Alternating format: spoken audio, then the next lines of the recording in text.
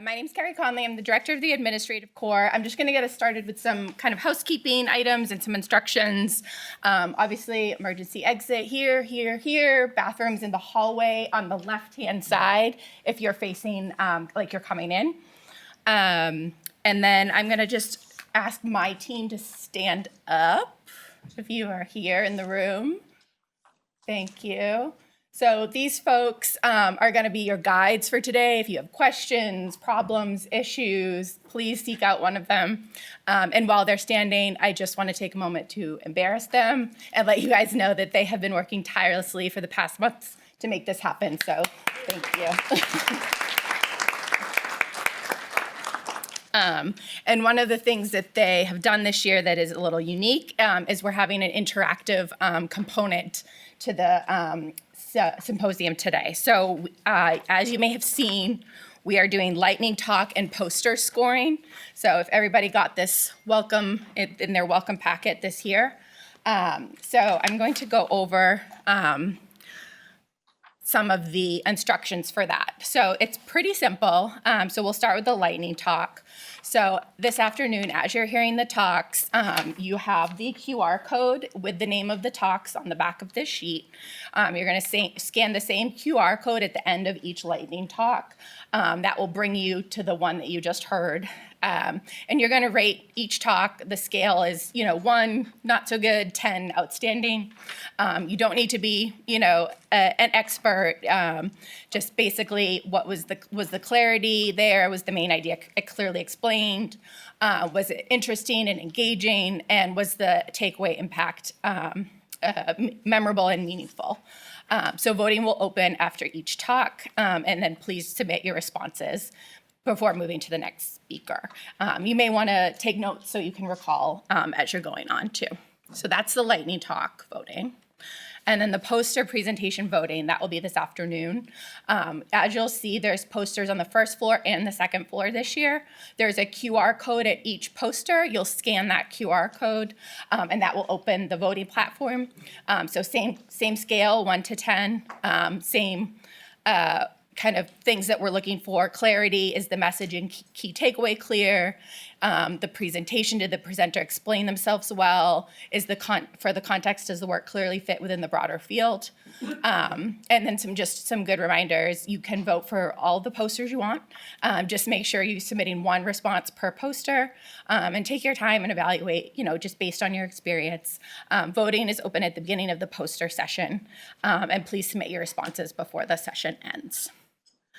And then the winner selection. So all voting must be completed by 2:25 at the end of the afternoon break. We're going to use AI to tell us who the winners are. So the top 3 highest scored posters and lightning talks will be announced at the end of the day. They'll get one of these fabulous certificates and also a $1,000 prize to go to the continuation of their research. So that's kind of the logistics and instructions for today, but again, don't hesitate to reach out if questions arise. And now it is my pleasure to introduce the principal investigator of this program, the director of advanced RI-CTR, associate dean for translational science, professor of pathology and laboratory medicine, professor of medicine at the Warren Alpert Medical School of Brown University, Dr. Sharon Rounds.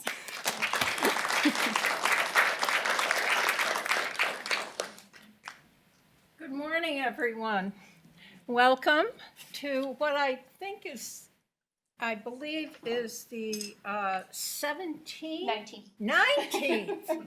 annual IDeA Symposium in the state of Rhode Island. So it's really a pleasure to welcome everyone. She's pointing The to microphone is to your left, Sharon. this. Right there. Oh, in back of the screen. Yep. Oh, that's convenient. I just want to make sure everyone can hear you. Am I audible in the back of the room now? Good. I want to use one of these. Oh, well, thank you. Thank you, everyone, for being here.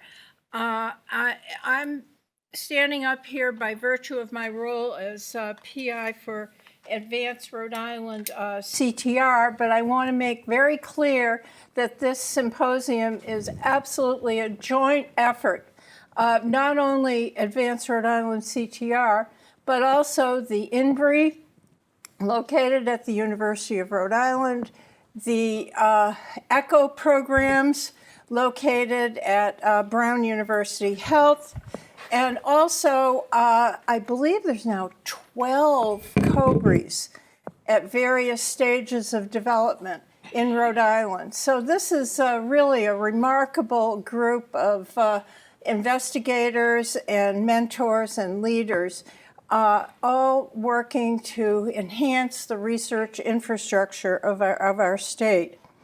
So in Rhode Island, we get together, all of the PIs get together about every 3 or 4 months or so, and have a call where we share intel, which is very important, but also plan our annual symposium. And each year we choose a theme. And it's not such an easy task, actually, to choose a theme that encompasses the interests of everything from injury prevention to stem cells and aging, or to computational biology of human disease. That's a really broad range of research interests. But we have very smart people in this group, and this year we came up with what I thought was a very interesting cross-cutting theme of AI, the use of AI in research, both promise and perils. So the goal here of this event today is to share our science, to highlight our emerging investigators, to foster collaborations across institutions, and to network. Take a look that we have a wonderful array of lightning talks and posters, and the goal here is to learn from each other and to develop collaborations. I'd also like to point out that we, again this year, we're working to establish collaborations with other IDeA states. And we're pleased that we are able to be joined today by 2 investigators from the Northern New England CTR. So we're thrilled to have you here with us today, and I look forward to learning from you as well. One theme that we've noticed as we prepared our CTR renewal is that collaboration is the name of the game for the NIGMS, and that includes not only intrastate collaboration, but also interstate research collaboration. So why AI? Well, I mean, it's here. And it's, as I mentioned, it's an issue that is cross-cutting across all sorts of disciplines, everything from psychology to molecular biology. AI is accelerating drug discovery, enhancing diagnosis, transforming the way we analyze public health data, enabling real-time learning systems, particularly in the healthcare sector. And for me as a physician, really having a big impact on how I engage with my individual patients, but also how we engage with the communities that we serve.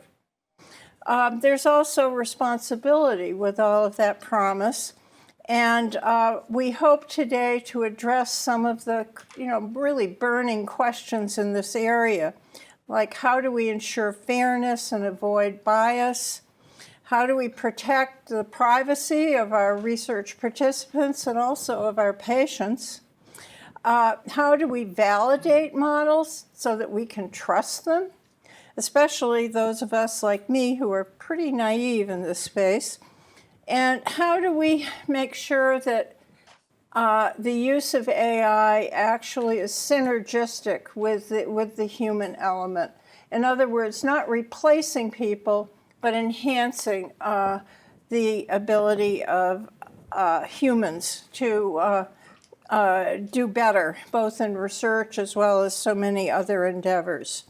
So today we have keynote presentations, panels, and discussions. We have two very wonderful keynote speakers, and we hope to be able to explore all of these areas. Now, one thing that's very important to realize with our networking and collaborations today is that this symposium is a premier example of intrastate collaboration.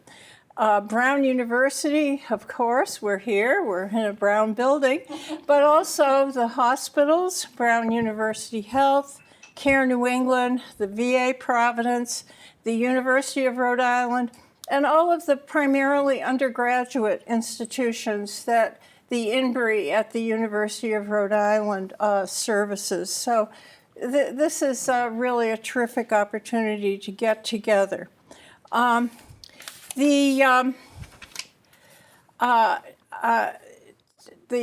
think the major thing that all of us want to bring away from today is having made some new connections and new connections that we can pursue further in our research, but also have a feeling of how we can use AI to enhance what we're doing.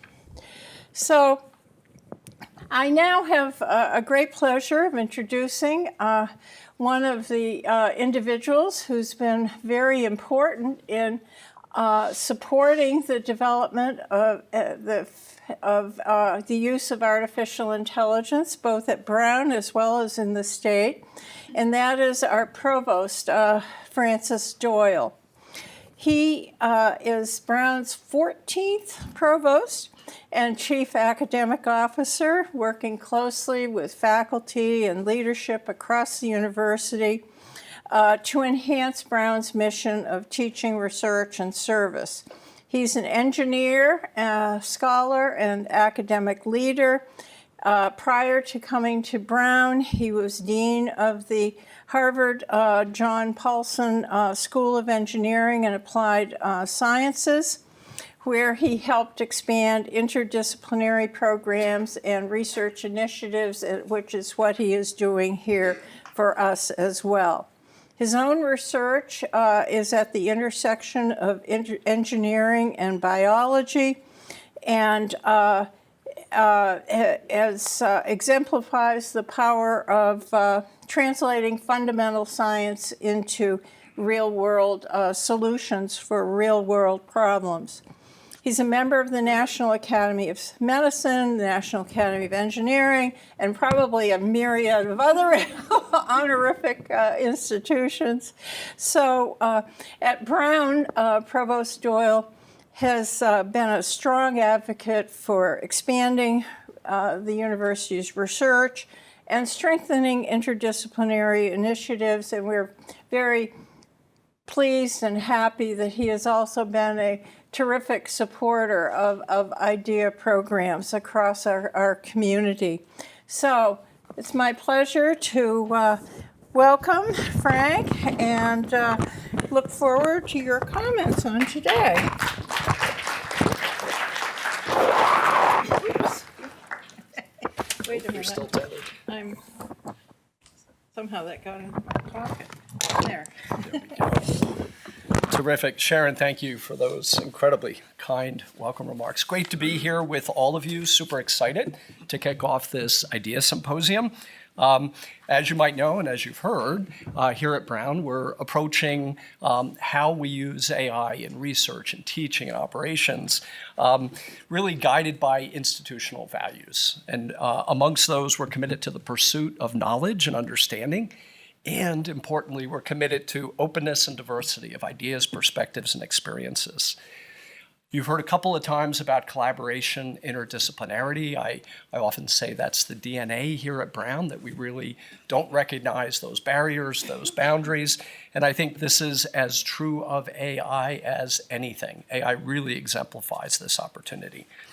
Now, I wanted to pick a couple examples to share with you of the really exciting work going on the campus.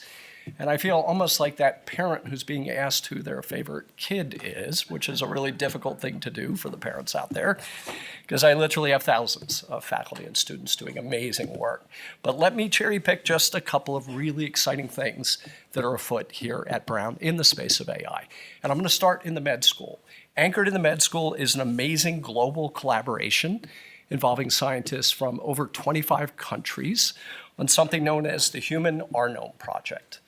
And our speaker who's going to come after me, Senator Reed, has been a huge champion of this within the government. And the idea is to develop foundational tools for RNA science that allow scientists to completely identify and sequence all human RNA. And you can imagine the attendant computational and AI challenges associated with a database like that. Second example is also in the realm of health and life science, but a little more anchored up on the hill in computer science. And this is powered by a recent $20 million grant that we got from the National Science Foundation for an institute that's being led by Eli Pavlik in computer science. And it's called the ARIA, the AI Research Institute on Interaction for AI Assistance. And the idea here is to look at next generation AI assistants capable of trustworthy, sensitive, and context-aware interactions with people based on both human and machine cognition. So an incredible, also national collaboration of scientists working on that. If we kind of veer a little bit to the point of the workshop into the Perils side and thinking about guardrails, we have amazing work going on around policy, in particular the societal impacts of AI. Again, one example, we have the Center for Technological Responsibility, Reimagination, and Redesign, a real mouthful. CENTER is the acronym, CNTR, within the Data Science Institute, and they're reimagining how to design, build, and govern technology in ways that put people first. And I should note that one of the keynotes this afternoon is in fact the director of that center, Suresh Venkatasubramanian. And finally, to pick one more example, if I return to the roots of Brown, we're a liberal arts institution. In the Kogut Institute for the Humanities, we have a year-long project going on called Models, Scales, Context, and they're examining AI and the humanities, exploring the modes of thinking, being, and doing that have shaped AI and could, in fact, shape its future. So lots of things going on, and I've just sort of picked some snippets. To get a sense of the vibrancy and timeliness of this, I'll share with you some of the recent current events that have been happening around campus. Just this past week, I had the great pleasure of welcoming Jan LeCun. So some of the AI experts in the audience will know that name, formerly at Meta, now leading his own company. He participated in faculty roundtables. We had a standing room only capacity room where he gave a talk on world models, enabling the AI revolution. Also last week, last Friday, April 3rd, the Center for the Study of Race and Ethnicity in America hosted the conference, A Pivotal Turn, AI, Society, and Education at the Crossroads, which brought together educators, technologists, policymakers, researchers, and community members to examine and discuss AI's impact on education and on society more broadly. Coming up on May 1st, our Center for Digital Scholarship will convene a one-day symposium entitled Forging the Future of Digital Scholarship, People, Projects, Priorities, with a major focus on uses of AI in the field. And I couldn't help noting as I came in this morning, I was reading my email, and in Today at Brown, that I know you all read and digest every morning, we announced one of our AI plus X events. This is a networking collaborative opportunity that the Vice President for Research, together with the Associate Provost for AI, have put together to create opportunities where domain experts can come together with technology experts to look at that intersection between AI and, pick a topic. The one that's coming up on April 30th is AI plus environment. So if that's a theme that intrigues you, please participate, but watch that space. There will be more of these coming as well. So lots going on around the campus. Really excited about the activation of what we're doing here. Of course, to do all these great things, whether it's the research side, the teaching side, or the operational side of AI, Folks need resources, and we're putting a lot of attention into that. In particular, working very closely with our Vice President for Information Technology, our Vice President for Research, to identify the needs. And it's not just things like chips, it's storage space, and it's understanding the nature of the burstiness, if you will, of how folks are accessing the tools and what they need. So they're looking at ways to project for the next 5 to 10 years, and I tell you the escalation is mind-boggling how quickly the storage needs are going to go up over that time frame, and really create an ecosystem where folks have access to the tools and where we can collect the feedback on ways to keep expanding and providing that access. Another way that we're bringing resources to the community is more in the sort of teaching, networking, seminars type collaborations. And two of the nodes that are serving the entire campus are, one, the university library. So the university library has become kind of a nexus for hosting things like a critical AI learning community, which is a bi-weekly session they host for faculty, students, staff. Just having space to understand the role of AI and the university, teaching, learning, research, operations, you name it, through a critical lens. They run workshops for students, trying to navigate the complexities of AI in academic research. They also, in partnership with faculty instructors, together seek to integrate technologies in the curriculum, and the staff at the library are helping to do this in the coursework. The second node that we have on the campus that once again is unifying across the campus is the Sheridan Center for Teaching and Learning. They have extensive resources for faculty, staff, and students, pedagogically grounded, of course. As a few examples, they have online resources entitled Teaching with AI in Mind to address topics including how do you create, for the faculty in the room, how do you create policies for your courses and guidance and support, to imagine also how we do things like assessment in the age of AI. This is a really challenging landscape. Lots of student-oriented guidance as well on writing and citing using AI as a multilingual learner. They have in-person and asynchronous training on these topics and more. And in fact, this spring, they're hosting a faculty discussion group on conversations on AI policies and academic tasks. So this is the incredibly rich and vibrant landscape that we find ourselves in here at Brown University. So I hope you get a sense in my brief remarks here that Brown is deeply committed to advancing knowledge and expanding access to the tools and resources that will allow all of our community members to leverage, advance, and engage artificial intelligence in their work, their learning, and their research. As the technology continues to rapidly evolve, and it really does rapidly evolve, there is so much more to do.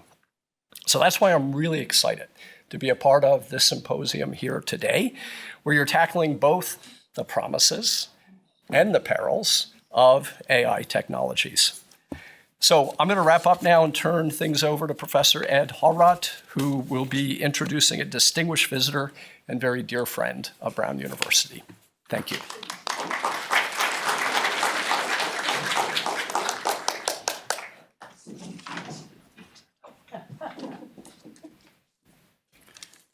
I hope you can see I'm not Ed. All right. For those of you who don't know me, I'm Methodios Tuli. I don't even know which job to talk about today. But I'm the chief of OBGYN for Women and Infants Hospital. I also currently serve as the interim president of the hospital. Here at Brown, I am the chair of OBGYN, and for the purposes of the IDEA program, I serve as co-lead of the professional development program, the professional development core of advanced CTR. But I'm really excited this morning to introduce Senator Rhode. It's truly my distinguished honor to introduce someone who is a champion for research, innovation, and the health of our communities. For decades, Senator Rhode has represented Rhode Island with extraordinary dedication and integrity. Throughout his tenure in the Senate, he has been a strong advocate for investments in biomedical research, public health, infrastructure, and importantly, the National Institutes of Health that funds our IDEA programs here in Rhode Island. Importantly, for all of us gathered here today, Senator Rhode has been steadfast in his support for the IDEA program. This has been instrumental for strengthening research capacity in states such as Rhode Island. His leadership has helped ensure that our program can continue to support investigators, foster collaborations, and translate those discoveries into meaningful impact for our communities. At a time when science and evidence-based policy making are more important than ever, Senator Reid's commitment to research, education, and equitable opportunity continues to make a profound impact. This is not only for us as Rhode Islanders, but across the nation. So join me in welcoming Senator Reid.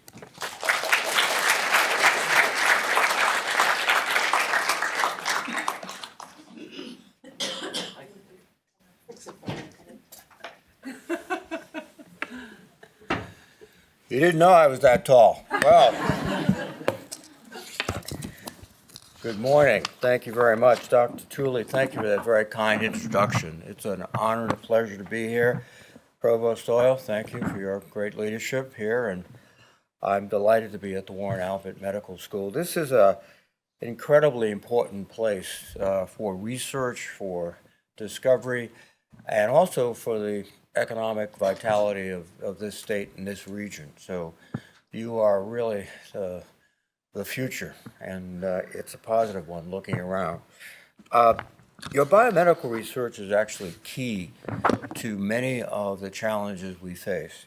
And as Dr. Tooley indicated, one of the things we've done in Washington is pass the IDeA Act. That act is designed to give every research community a chance. The Institutional Development Award, IDEA, the IDeA Act, it's organized by NIH, the funds come there, but it's targeted to those research centers which are not sometimes the most recognized. It's nice to be Boston's neighbor sometimes. Sometimes it's not.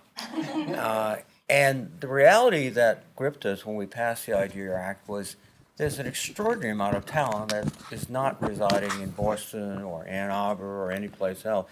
It's in Providence, Rhode Island. It's in places like Des Moines, Iowa, et cetera. So we have to have something to reach and give you the chance to use your talents. And that's what the IDEA Act is. And we've seen how successful these grants have been. And you are, as I said, at the lead in a rapidly changing world. And when I say rapidly changing world, I am underestimating this degree of change. What is happening now is phenomenal. Through my life, change has come, but it's come in a moderated fashion. For example, television, it was basically discovered right before World War II, but then it was not implemented because we went into a wartime economy, et cetera. Then in the late 40s, it burst onto the scene. But it took about probably 10 years for half the country to get their television sets. And they were all black and white and little screens. Some of us remember. I do. Yes, thank you. So here's the thing, though. Apple telephone, it takes about a month to have it distributed to 50% or these new forms. This speed of technology is another factor you have to consider. And that's another reason why we want to disperse the funding. Because if you get a sort of a mindset one place, you don't want to follow that all the way to the end. You want other views. So these grants are incredibly important. The topic today is probably the most critical topic that we'll face. What do we do with artificial intelligence? How do we use it? It is like all path-breaking technologies. It makes good things better and bad things worse. Our job as legislators is to ensure that the good flourishes and the bad is circumscribed, contained, etc. That is an incredibly difficult challenge. One, I'll go back to my starting point, the pace of change. AI last week is not the AI it'll be next week. And we have to build a system that accommodates that rapidity of change. And frankly, we were not designed. The United States Constitution did not design us for efficiency. It designed us to ensure power does not accretiate in one place. So we're good at stopping things. We're not as good as anticipating things. And one example of this is I must commend Senator Schumer because when he was majority leader in the last Congress, he put together a bipartisan team on both sides, led by Senator Heinrich, Senator Rounds, my colleague from South Dakota, Republican, and we were ready to go take on AI. And we had all the experts. I can recall being in a room and Bill Gates and Elon Musk, yeah, all the way across. Well, it was a difficult substantive thing to deal with, and politically it was difficult. With this administration, they basically said, we don't want that. We're going to let industry decide. That's their ideological approach to most problems. I'll stop there. But we are not seriously dealing with AI at this moment as we wanted to do in the last Congress. Now, we are in a situation where your input is absolutely critical.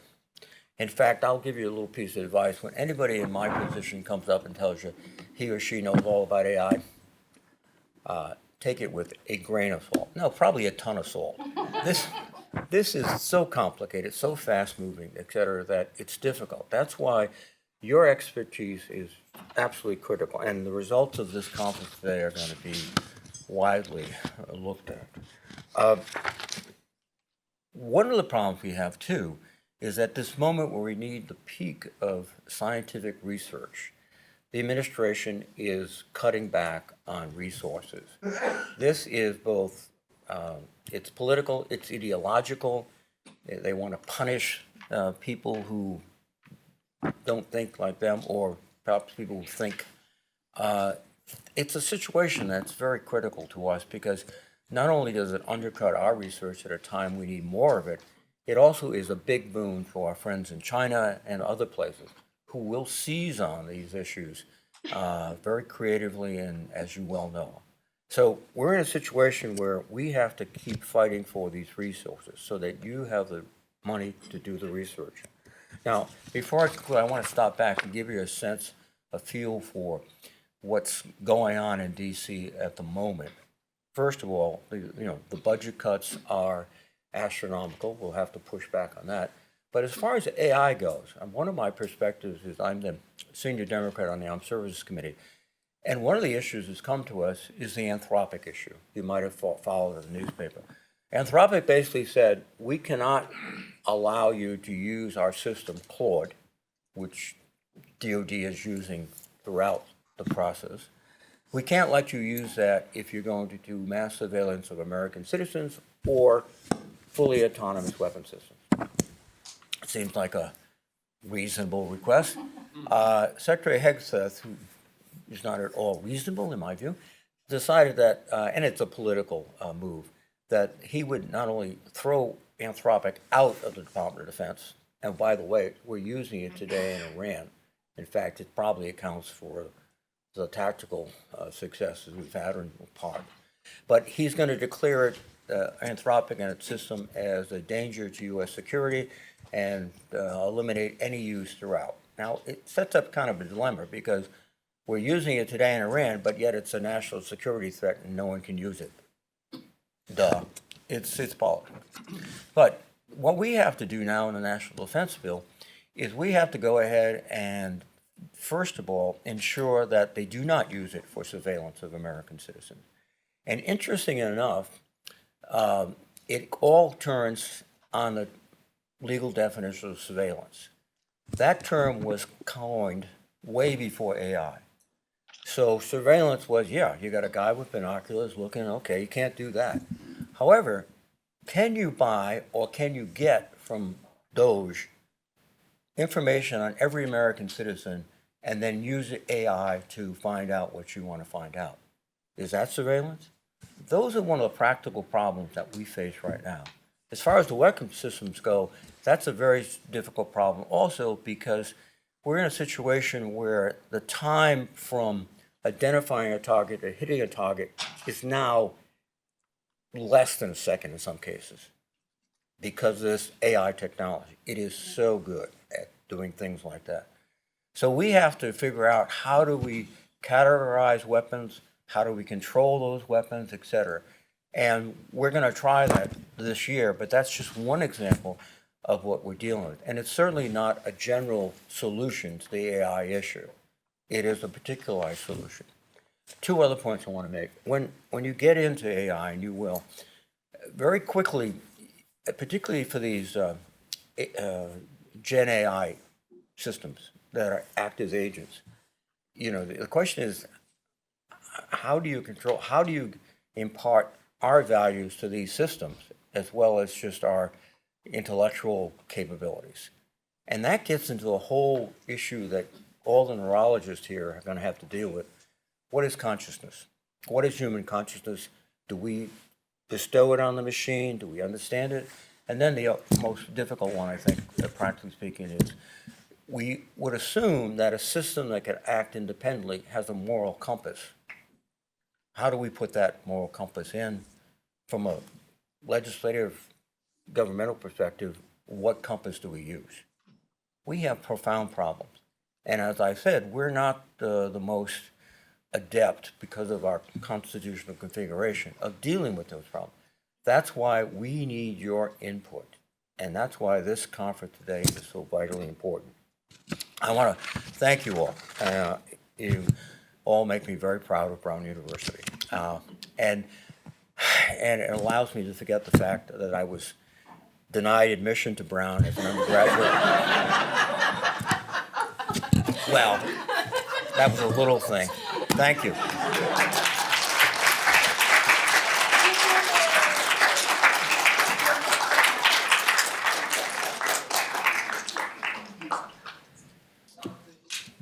I'd like to reassure Senator Reid that you are not alone. I was also denied an interview for residency at Brown University, so we're in good company. So anyway, I'd like to thank Provost Doyle and Senator Reid and Sharon for your insightful conversations. I'm already really excited about this morning and this symposium. It's now my pleasure to introduce the first keynote speaker, Dr. Susan Murphy. She's a pioneering leader whose work sits at the forefront of AI, statistics, and health. She is the Mallinckrodt Professor of Statistics and Computer Science at Harvard University and globally recognized for her innovation in the development of data-driven methods to improve health. Her research focuses on sequential decision-making and personalized interventions, advancing how we use data and AI to tailor care to individuals over time. She's widely known for developing micro-randomized trials and advancing just-in-time adaptive interventions. These are approaches that use real-time data and algorithms to deliver the right support at the right time and in the right context. These innovations are transforming digital health, enabling a new generation of personalized, responsive care powered by AI. Dr. Murphy's work truly exemplifies the theme of our symposium today, promises and perils of AI in research. By integrating reinforcement learning and statistical rigor, her research demonstrates how AI can be used to not only accelerate discovery, but improve lives in a meaningful and equitable way. At a broader level, Dr. Murphy's work is shaping how we think about the ethical and methodological foundations of AI and health, ensuring that these innovations remain grounded in rigor, transparency, and real-world impact. She's been recognized widely for her work with some of the highest honors in science and medicine, including the MacArthur Fellowship, election to both the National Academy of Science and National Academy of Medicine. I'm truly honored and fortunate to welcome Dr. Murphy for the keynote address today.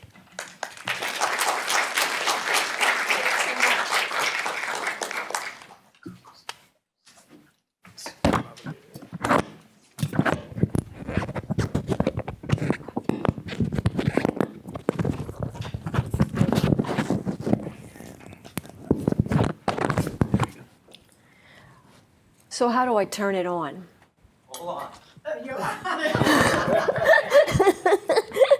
It's great to be here with all of you today.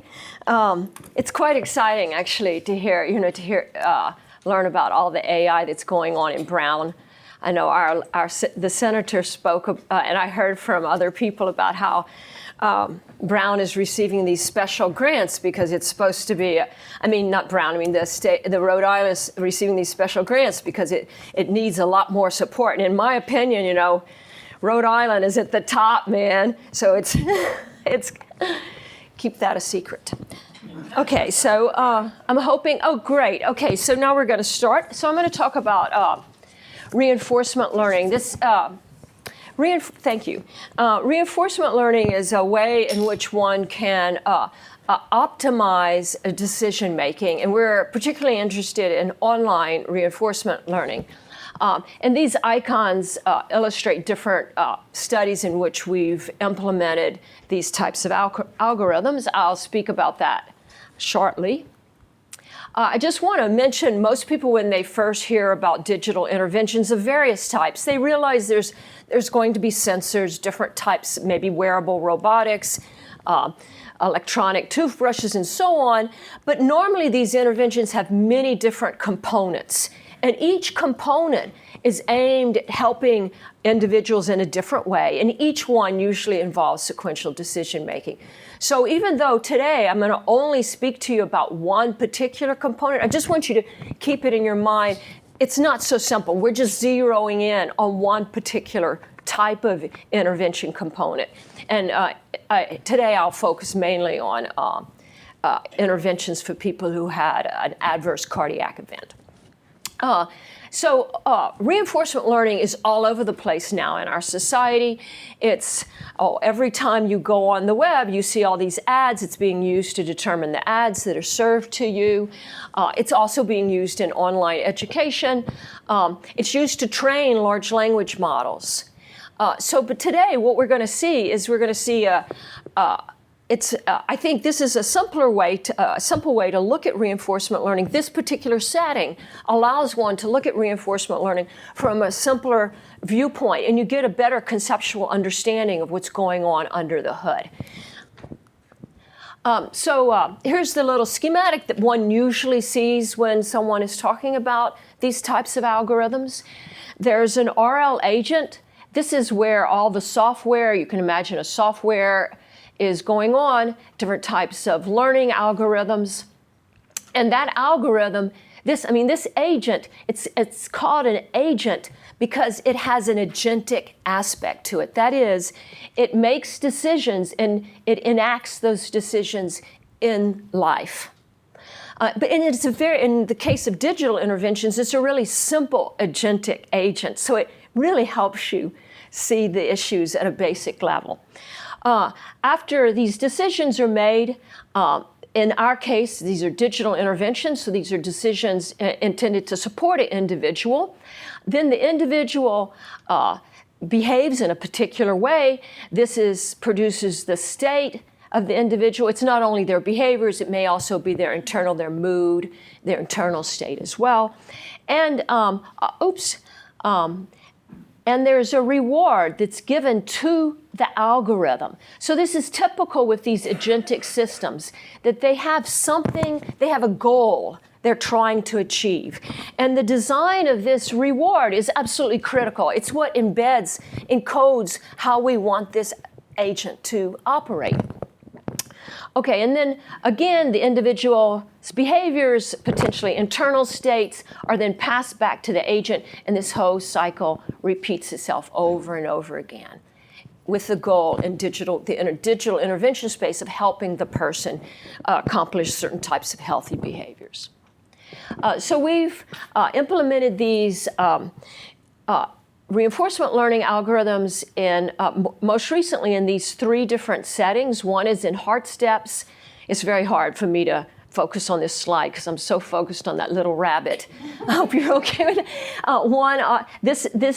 The wearable here is a commercial wearable. It's a sensor on a tracker. In Oralytics, this is a collaboration with P&G. It's using their electronic toothbrush.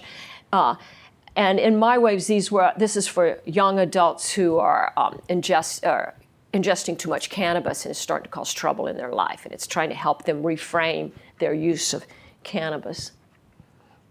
We'll talk more about the Heart Steps version because the Heart Steps is the one it's for people who had cardiovascular events. I just want to, it was great listening to Senator Reed's talk because he set me up. It was great because this is a setting in which change is moving extremely fast. This is not the setting, the old day setting, where you'd run several clinical trials, you'd get past FDA approval, and you're done. Now you know the drug, the dosing and everything for that drug, you're done. Maybe some surveillance, but that's it. This is a setting where the software algorithms are running the system, and they have to be updated, re-engineered repeatedly over time. And that's what this little figure is attempting to communicate. So within a deployment or an implementation, we have our reinforcement learning algorithm. This is an artificial agent. It's making a number of decisions on N1 individuals, maybe up to K1 decisions. Then after that deployment, there's this period of time between deployments where a human is in the loop. And this is where all the unanticipated new developments from our society come in to the algorithm. Maybe you have new sensors. The sensoring system has changed. Often in our setting, the operating systems are different. And the whole system has to be rethought about. Definitely a human in the loop. It's not automated. And then you go to the next deployment and so on and so forth. And it's really, this happens in research, but this is also going to happen when this is rolled out into implementation science. This is not a setting where you set it and you leave it. That's just not the way the world is anymore. The software is just evolving too fast. The tech is evolving too fast. So today, I'm going to focus, to be able to discuss several issues, I'm going to focus on Heart Steps. We're about ready to go into our 5th deployment. And I'll specifically show you data from the 2nd and the 3rd deployment. And the 1st, I'll talk about data from the 1st. And again, this is a setting, these are for individuals who had a cardiovascular event, and they don't have a good, they haven't been physically active. They need to relearn how to be physically active, how to manage their stress, diet, and so on. And this particular intervention had 4 different components, and we're just going to focus on one. Again, these are complex interventions. The one we're going to focus on is this contextually tailored activity suggestion component. And this is on a smartphone, and it does take information from the person's wearable tracker. So it's a pretty simple digital intervention. The content of these messages, they're tailored to the sensor data. So whether it's code outside, the day of the week, whether you're at your home or your workplace, and so on. And up to 5 times a day, an individual could receive one of these messages. And the message was just intended to help you be a little bit more active in the moment. And that's the reason why they're tailored to where you are, because that constrains your ability to be active. The state, that is, the information on the individual, came from the wearable tracker data. We also had sensors. You have sensors on the smartphone as well. So the first version, the first implementation or deployment, had a very simple algorithm. And to think of it as an algorithm sets you up for how things are going to proceed. So I'm going to think about this as an algorithm. The thought was, we don't want to overburden these people. So we want to give them, on average, maybe one a message involving disruption of anti-sedentary behavior per day, and on average, one of these activities, contextually tailored activity suggestions. So what does the algorithm do? It looks at those 5 times, and it just simply, with probabilities 0.3, 0.3, and 0.4, randomized is between them. And what was the purpose here? Managing burden, right? Managing interruptions in the person's life. An average of 1 activity suggestion per day and 1 anti-sedentary. This algorithm also had to detect whether or not the individual was available.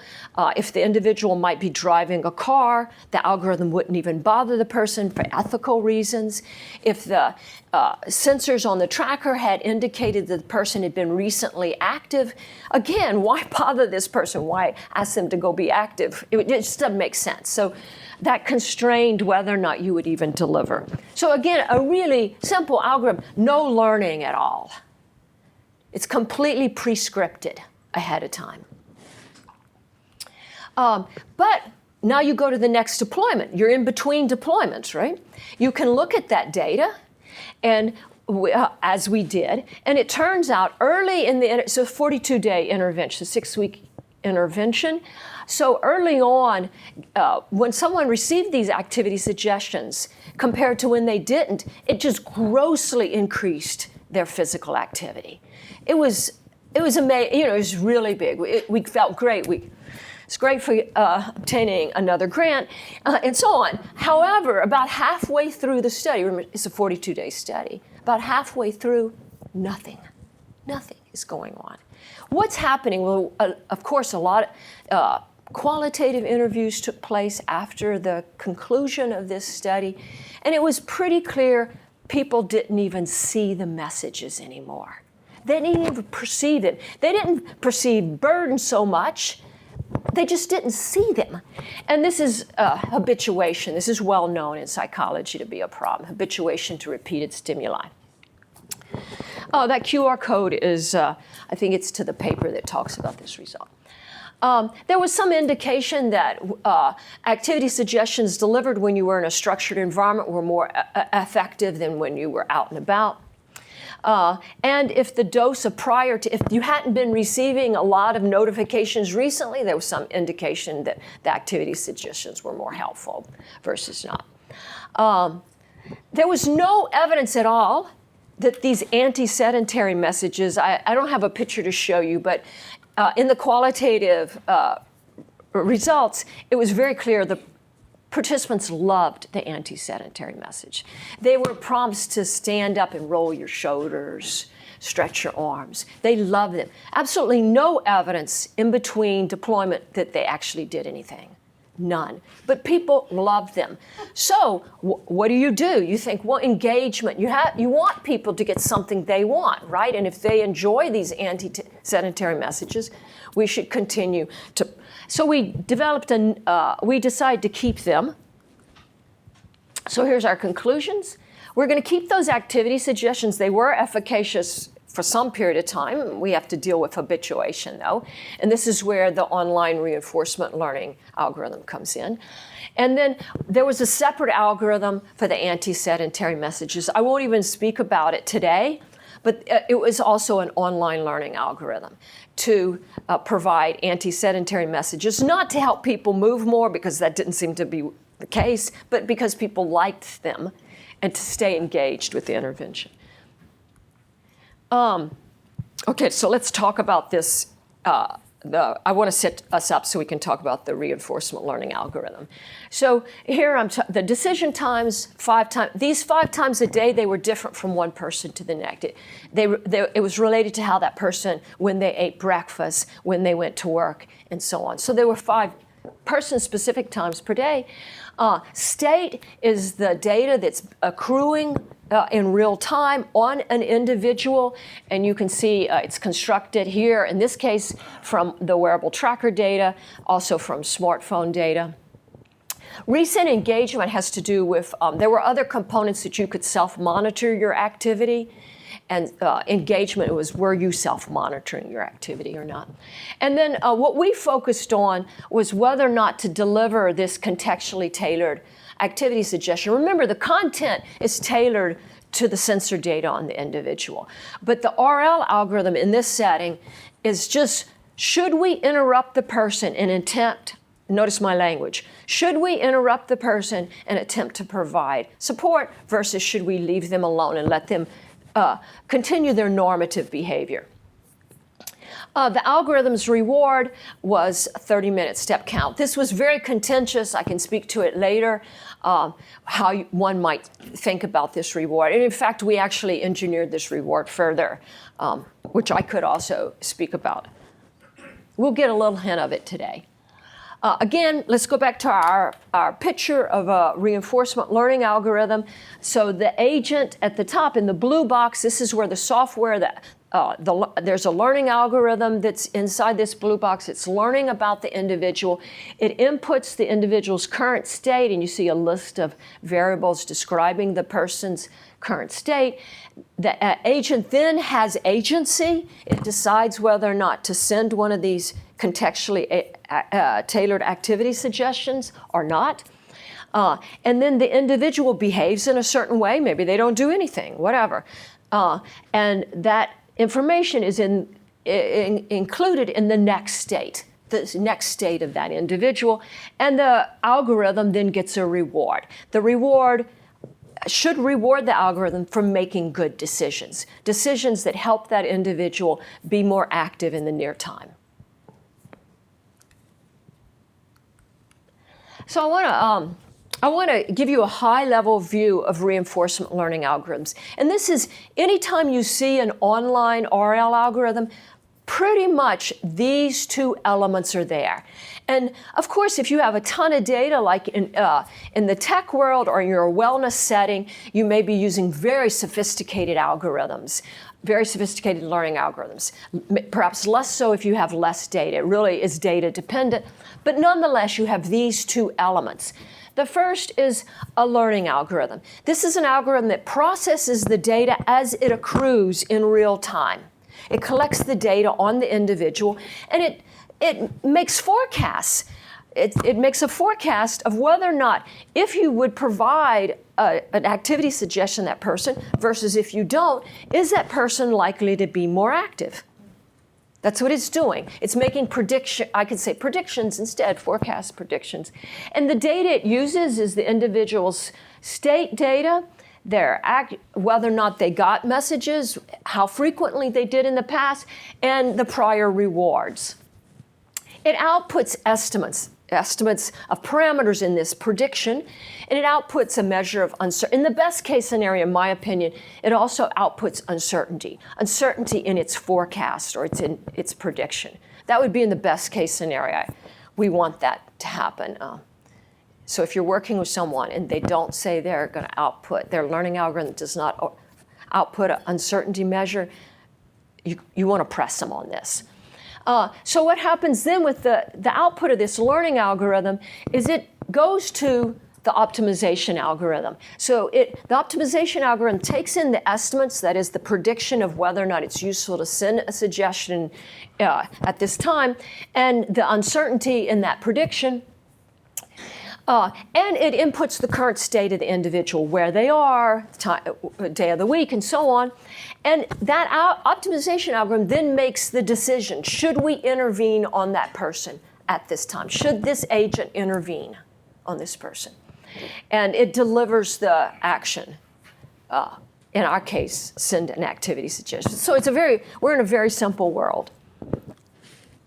But in general, even if you're talking about LLMs, this is exactly what's going on. It's just, we don't talk about it this way. Okay, so two challenges that occur in the world I live in is, there's quite a few challenges, but really big challenges are the noise level. Because you are intervening, this agent is trying to interact with the person as they go about their real life. It's extremely noisy environment. Also, if you've ever downloaded an app from the App Store, any kind of health app, you know exactly what I'm talking about. These things can get incredibly aggravating. Because they're not intelligent at all, mainly. And so we have to always be worried about the negative delayed effects. Of course, we want positive delayed effects. We want people to form good habits, physical activity habits, but the negative delayed effects are just profound. If they become overburdened, then we're not going to be able to help them at all. We're just not. Okay, so how do we deal with this? And we're interested in these settings where we're not in a wellness world. We're in a world where most of the people that we're patients or participants are people who have a chronic disorder. Maybe they had a blood and bone marrow transplant. Maybe they've been using cannabis too much, and so on. So these tend to be smaller, more sparser data type settings. So what does the learning algorithm do in this high noise setting? What it does is it creates a model for, in our case, it's the 30-minute step count, okay, following one of those 5 decision times. It's a model for the mean of that 30-minute step count, given the person's current state and whether or not an activity suggestion might be sent. That's that mean RSA. That's what it's denoting here. And then we look at the difference between if we send a message A equal 1 versus A equal 0. That's this right here. So at each time t, you're proceeding through time, the learning algorithm inputs the data that's available on that person, and it uses, in our case, a Bayesian method to update a model for the treatment effect in that state. It's forecast. It's a forecast, right? It's a prediction of what the treatment effect would be for that person in that state. That's what it does. And it also, because it's a Bayesian model, it gives us a measure of uncertainty as well in that prediction. On the side, our algorithm also updates a prediction of the delayed negative effects of interrupting a person. And I left it as a function here because we won't go into details about it. But this is, given the person's state, what's the negative effects on future behavior? How much incremental burden are we imposing on that person so they'll be less responsive in future? That's what we're concerned about. In this trial, in Heart Steps, this is almost always negative. You're imposing some burden. In our setting, our noise level is so high, we use a very simple learning algorithm. This is online. So for the treatment effect, we just use a little linear model. Now, I also work with tech companies, we'd probably do something with deep learning, but that would be in a wellness setting where we have hundreds and hundreds and hundreds of thousands of people. Okay. But it's the same idea. The idea is exactly the same. And so here, our model is for Heart Steps is very simple. There's only, the theta is a vector of weights. It's 1, 2, 3, 4, 5. Only 5 weights that have to be learned by that learning algorithm. That's all. That's it. Very simple. So again, the learning algorithm, it sends its predictions of the effect of the treatment in any given state and the measure uncertainty associated with that prediction. It sends that to the optimization algorithm. And what does the optimization algorithm do? Well, it takes advantage of the fact that that learning algorithm was Bayesian, so it can calculate what's called a posterior probability. It calculates the posterior probability, that is the probability that the treatment effect plus this prediction of delayed, most of the time it's negative effects.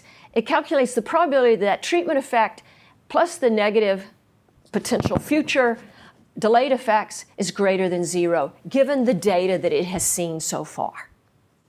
Let's think about what would happen. If that probability of there being a treatment effect modulated by the prediction of the negative future delayed burden effects, if that probability is really high, what's the learning algorithm telling the optimization algorithm? It's saying it has a lot of confidence that it's worthwhile to send an activity suggestion. It's probably going to help that person. If this probability is low, the learning algorithm is telling the optimization algorithm there's very little confidence, very little evidence in the data so far that sending a suggestion is worth it. So the optimization algorithm uses that posterior probability to decide whether or not to send an activity suggestion. If it's high, it sends it with high probability. If it's low, it sends it with low. It makes perfect sense. Okay, so you notice there's a randomness, an element of randomness here, that with that probability it sends an activity suggestion.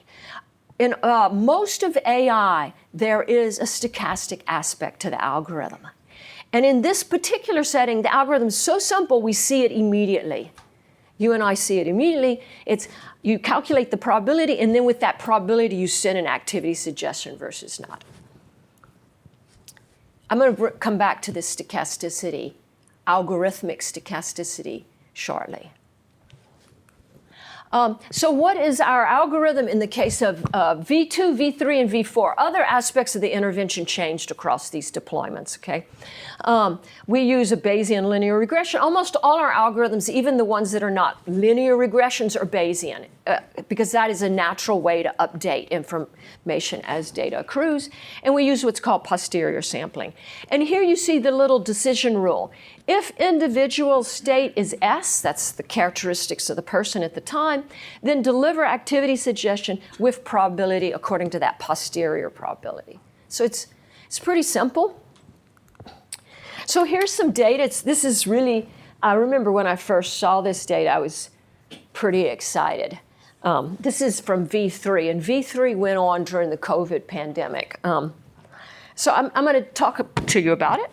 Okay, so the vertical axis, that's this axis here, it's a standardized effect. And we standardize it so I could judge the quality of the forecast or the prediction. So it's the learning algorithm's prediction, standardized prediction of whether or not it's useful to send an activity suggestion. And so high is good, low is not a good forecast. So that explains the height of the dots. The horizontal axis is the day in the study. This individual came in 2019 in November, mid-November, and left in August 2020. So this is in Seattle. This happened at Kaiser. This is when Seattle closed up, right around in here. So you can there's the forecasts kind of look different during that period. It's quite interesting. But let's think about these, the heights. So a dot that's pretty high, that means the forecast is pretty positive. It's worthwhile to send an activity suggestion. There's two colors here. There's red and blue. Blue means the person has been self-monitoring their behavior. Red means they haven't, okay, over the past day. So what we see is initially the algorithm, this is a Bayesian algorithm, it's initialized with our subjective knowledge that there's no effect. We decide to initialize this algorithm with no effect initially. So that's the reason why everything is pretty low here. And then very rapidly, it appears that the algorithm learns and starts predicting that when the person is engaged, the prediction that they're going to be responsive is positive. It's more worthwhile to send an activity suggestion. That's what the algorithm keeps telling us. And unfortunately, if they're not engaged, it doesn't seem to be working out so much, right? You get negative predictions even. So it's very interesting. What's even more interesting is this is a feedback loop. There's a feedback loop here. Remember, the algorithm makes this forecast, the learning algorithm makes this forecast, it sends it to the optimization algorithm, and then this impacts the probability with which that person gets an activity suggestion. Then the algorithm gets information from the person, whether or not they were responsive or not, whether or not they increased their physical activity, and it feeds that back into the algorithm. So the very fact that you see this, so this is what I'm thinking in my head when I see this. It's really important. I'm thinking, oh man, this is totally cool. The very fact that I'm continuing to see these blue dots higher means the algorithm is personalizing to this individual. It's learning, because this is this one person's data. It's learning that this particular person, when they're really engaged with the app, it's worthwhile to send a suggestion. It does it, and the evidence continues to support that conclusion. I was in love when I saw this, okay? These forecasts directly translate into the probabilities the algorithm is using. The optimization algorithm uses to send activity suggestions. Here's the probabilities between 0 and 1. You can see the blue dots, that's when the person is recently engaged, are all higher because it's directly translating into the optimization algorithm. Okay, This is all fine and good. So today, I just want to, I want to come back to the fact that this is a stochastic algorithm. If we had had a massive amount of data, we would have had, even our learning algorithm would have been stochastic. Not just, in this particular setting, the optimization algorithm is stochastic, but the learning algorithm would have also been stochastic. Almost all deep learning algorithms, well, every one that I know of, I don't even know of any that are not stochastic. Okay, this means that you and I have to think very differently when we're using stochastic algorithms. All of us are used to uncertainty, measures of confidence intervals. We're used to it. We work with biostatisticians who tell us, oh, this is the confidence interval for your treatment effect. And if it's wide, we know that's not good. I mean, we're used to that. And that's a measure of confidence related to resampling, reusing that treatment in a new set of individuals from the same population. Now, all of a sudden, we have to be concerned about what about the stochasticity due to the algorithm we're using?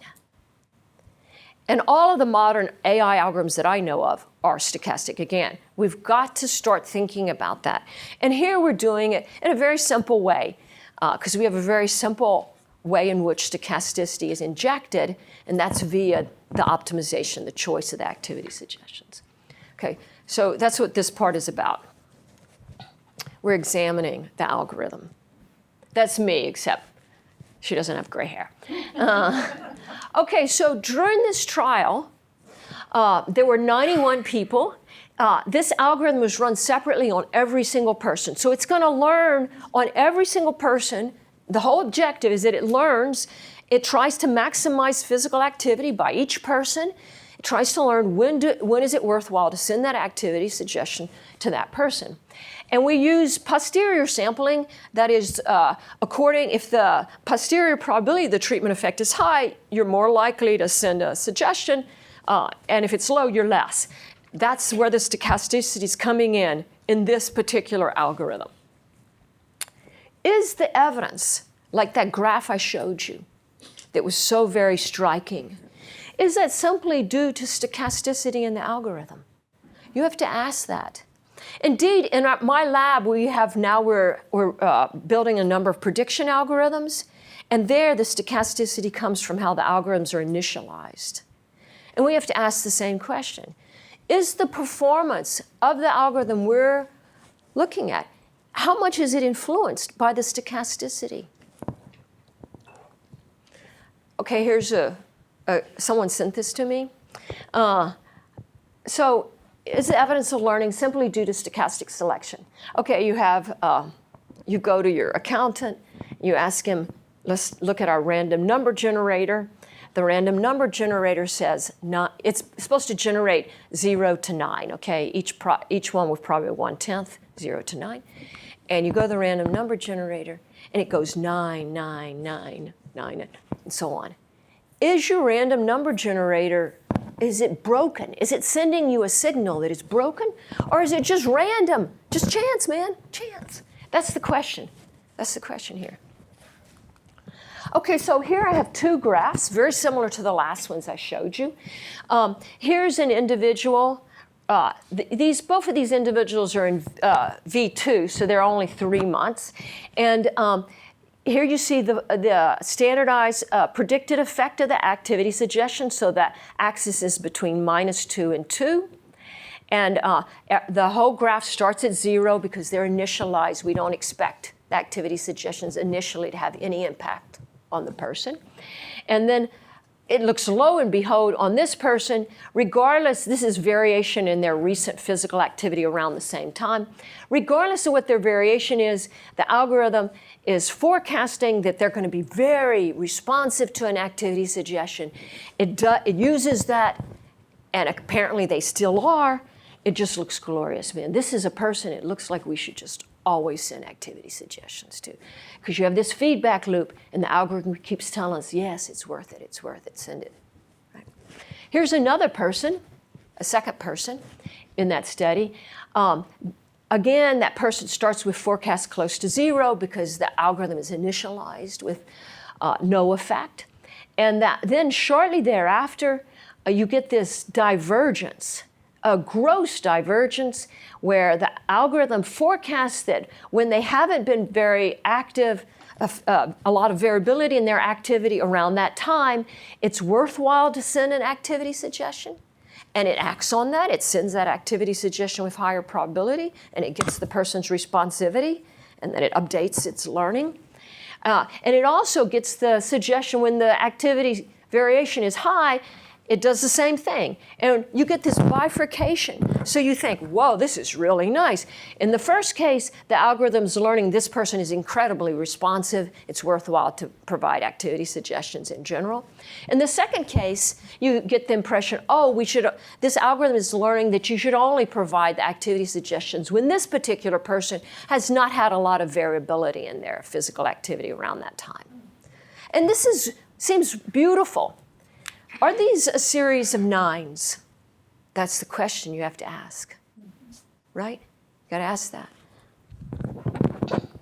So what we did is that's what we're going to do. So there's some math here for the standardized prediction. I don't really need to use a standardized prediction. I just did that because I wanted my vertical axis to be between 2 and -2 in these graphs, because I'm used to behavioral scientists who look at standardized effect sizes. But it's just the effect over the standard deviation of the effect. Okay, how do we characterize these kinds of graphs that I want to be able to use to illustrate the fact that my algorithm, my RL algorithm, has learned on this person to optimize its delivery to that individual? How do I characterize these graphs? And then if I do that, how do I examine whether or not it's spurious? So what we do is on each graph, well, let's take the graphs of the type we see on the upper left corner. We look at the fraction of the time while the person was under treatment, whether or not the fraction of the time the algorithm predicts a positive effect or predicts a negative. So is there a lot of consistency in its predictions?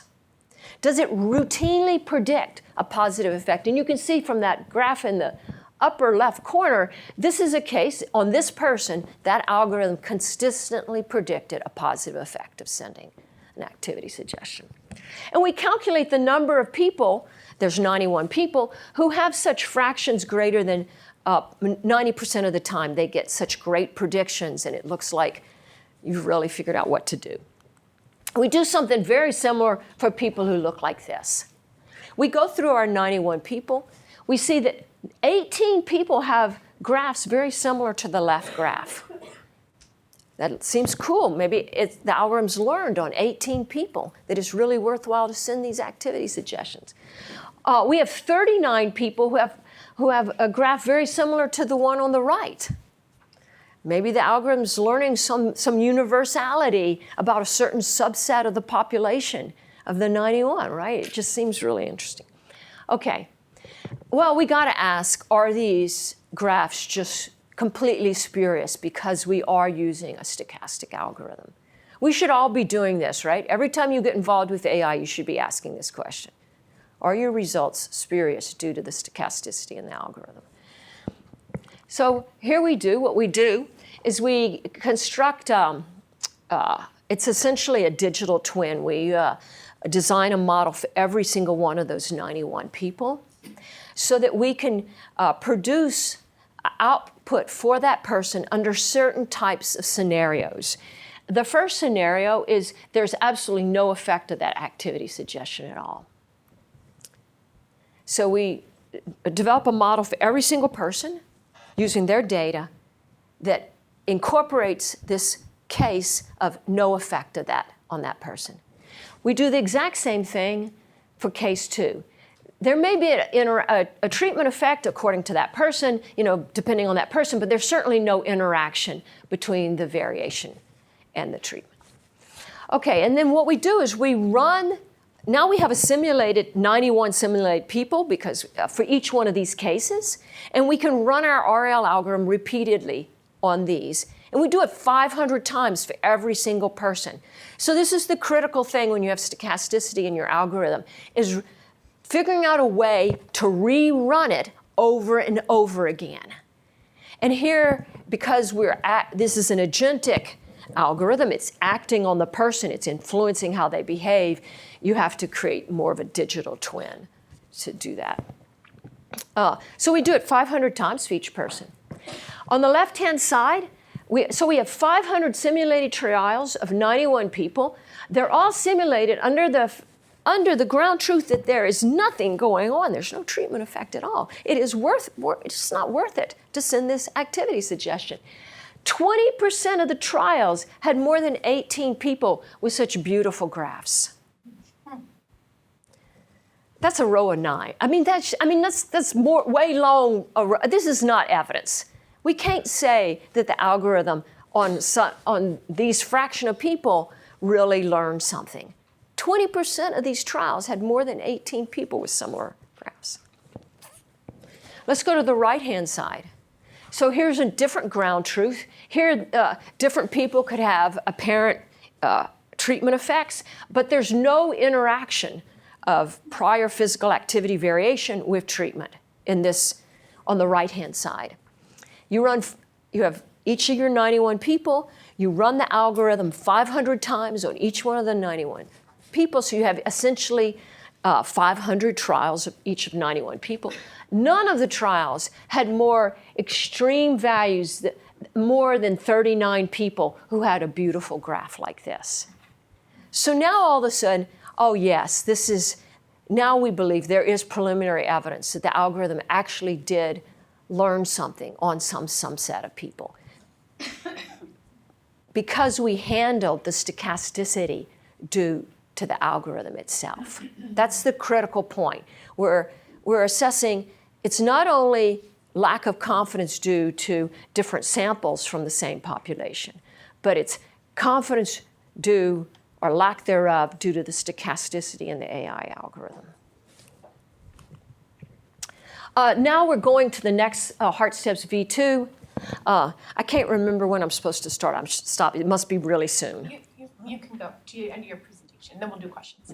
Okay, so Heart Steps V5, we're going to the fifth deployment now. It's going to be this summer. This deployment will be in Michigan as opposed to Washington State. And now we're targeting something very different.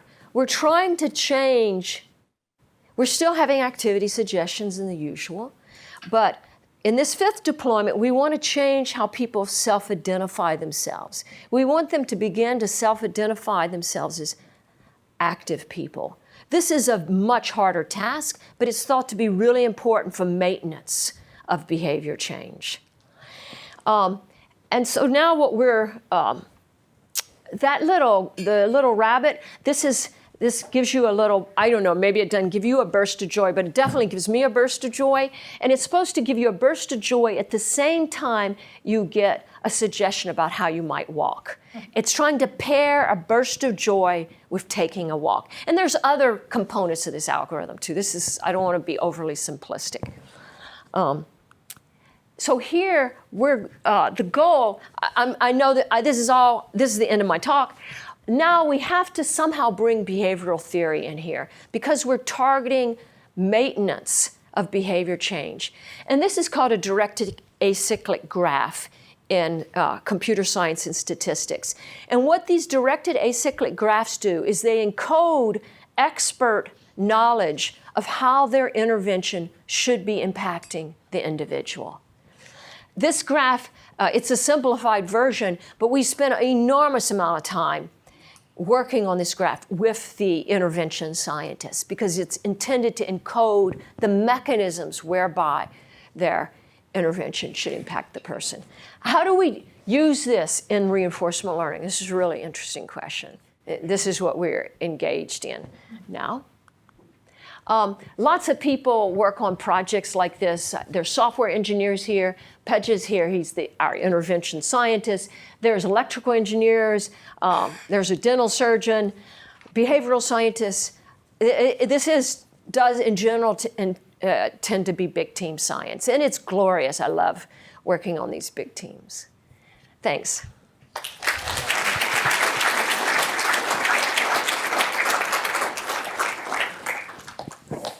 Yeah. So I'd like to ask you about habituation. Yeah, man. This is a big Because, deal. You know, It's a I big mean, deal. An obvious example of that is working in a critical care unit. With alerts. You don't hear them anymore. Oh, I am so with you on this. I am like so with you. Okay, so the issue, okay, so the idea with the RL was it was supposed to, you know about habituation and dishabituation. So you get a slower rate of habituation if the stimulus is irregular. There's a word that the behavioral scientists use that I'm not getting the word quite right, but if you have a more stochastic, if there's a stochastic element, you get lower rates of habituation. You habituate more slowly, so that's good, and that's the case here. Also, you can dishabituate people by withdrawing the stimulus for a while. Now, it never really works perfectly, but they do become more responsive. So I have for years been wanting to work with the alert fatigue in the hospital system. This is one of the reasons why I'm in this sphere. I can innovate without, in the hospital system, we're so concerned. I mean, we have people that might die right in front of us. And the legal issues are massive. And in my opinion, the legal issues are so, the constraints imposed by the legal issues make it very difficult to have online learning of how to deliver alerts in a way that make them acted upon when they truly need to be acted on, and not have millions of alerts that are just like, you know. So right now, the current state, if you don't know about the current state of alert fatigue, is you get a bazillion alerts, most of which are completely not actionable. And so what happens is then you start ignoring them all, and you ignore all the ones you needed to pay attention to. It's a disaster. But the legal issues here are so profound. I think this is going to take some leadership, and some real guts by the leader of a hospital system, because I'm talking about online learning, where you're trying to really get that straight in real time. Whereas in the digital health world, I can develop the algorithms for this. But I don't have to worry about those the legal constraints are not right on top of me. So I can innovate, and then hopefully those ideas will then go also into the hospital system when we have the leadership. This is going to take massive leadership. Right now, I'm actually trying to do this with a tech company, something like this, but not in a hospital setting. And even then, it's very hard. It's very hard to get buy-in. People are so scared, you know. Yeah, for legal reasons. Yeah, people are just so scared. And we'd almost rather not know that we have stochasticity in our algorithms. Then we feel like they're okay. So we use LLMs all the time, which are like totally stochastic algorithms. The training is stochastic. The algorithms output are stochastic, like this one is. And we feel okay about that. It's very interesting. It's very interesting. Thank you for the great talk. So one of the things that we didn't talk about a lot was how accurately to assess the state for improving the outcomes, because that changes from person to person, and that's the predominant input that affects everything. You're right. And are there any algorithms to choose the right state, or how do we find what inputs do we need for that? Oh, this is like, I must have asked you to be in the room or something. So this is great. So what of course, there's this is my opinion. What you do, the intervention science, the science that is being used to develop these interventions, that should have some information about what kinds of states are critical to pick up. Now, some states are very difficult to detect, like the state of smoking is very difficult, or like brushing your teeth and apply where you're brushing your teeth. This is incredibly difficult. Stress, we're doing physiological stress where it's not so bad, but it's still quite difficult. So to me, what states we want to pick up, we should really work carefully with the intervention designers, because often they're latent states that we need to predict, and we need to be ready to do that. That's number one. Number two, because they're most frequently latent states, like your internal stress, or even where you're brushing in your mouth and what kind of pressure, you need to have that measure of uncertainty associated with that prediction or that detection. And in the past, my group, we've been at fault. We actually did an algorithm, we ran an algorithm, and we were using detections of physiological stress. And that particular algorithm did not output a measure of uncertainty. And this was a big mistake, a massive mistake, because sometimes you have a prediction, it says, oh, the person is like really totally stressed, but the uncertainty is very high. That should impact the algorithm. So that's where we're going. I mean, everything we're going to is, most of the state will be detections and predictions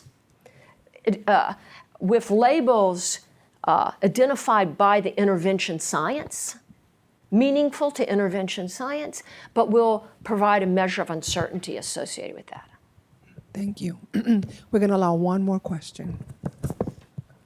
Oh boy, I hope this is good enough. So a lot of us that use exercise apps will not only send you prompts to go do your activity, but they'll also send you a reward, like amazing job. I know. So I'm wondering how reinforcement learning at the level of the individual can fit into the larger, agent RL model, if you were to incorporate, rewards, and would that influence the outcome? Yeah, the Oralytics study, the dental health study, had rewards like that. They were all from behavioral economics. So the point you're making is a point that's near and dear to my heart, is to recognize that in health, you have two agents. You have a human agent, and you have an artificial, in my setting, digital health, you have a human agent and you have an artificial agent. And that human agent has agency. And that human agent is also making decisions, right? And so if we can better understand the reinforcement mechanisms that the human is making decisions, like how much they pay attention to the future, weighing the future versus the present, and so on, then our artificial agent can collaborate better with that human. And this is something I've been wanting. It's one of the reasons why I'm in the Kempner Institute, because this really comes out of cognitive neuroscience, a lot of the basic research. I do feel, I hope someone, I feel like I've been sort of a failure on this front, to be honest, because cognitive neuroscience, computational cognitive neuroscience, which looks at reinforcement mechanisms within humans' brains, and reinforcement learning, which looks at reinforcements within an artificial environment, agents, operation, software, they're not meeting really well in the middle yet. We both use similar algorithms, but we haven't met as well as we need to in the middle, so that you can have better collaboration between the artificial agent and the human agent, so that the human agent achieves their goals. I'm totally for you, whatever you do in that area. Yeah. Applause for Dr. Murphy. Thank you. We've left many of you with questions. Feel free to grab Dr. Murphy later on. I'm so sorry.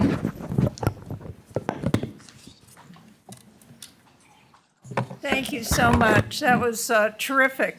So now we have a fun part of our program, which is our lightning talks. I want to be sure that everyone understands that these lightning talkers were nominated by their respective IDEA programs.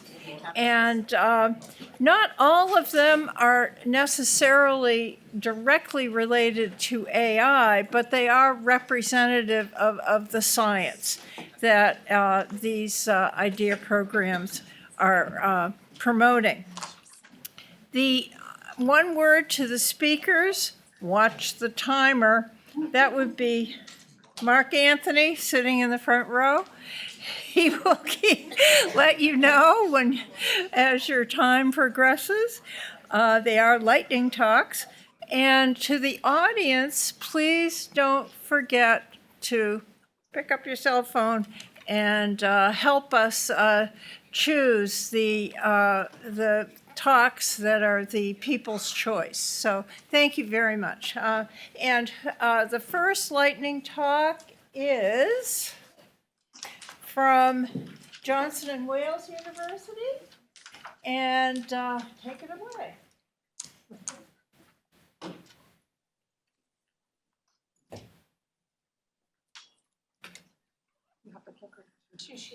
You can put it.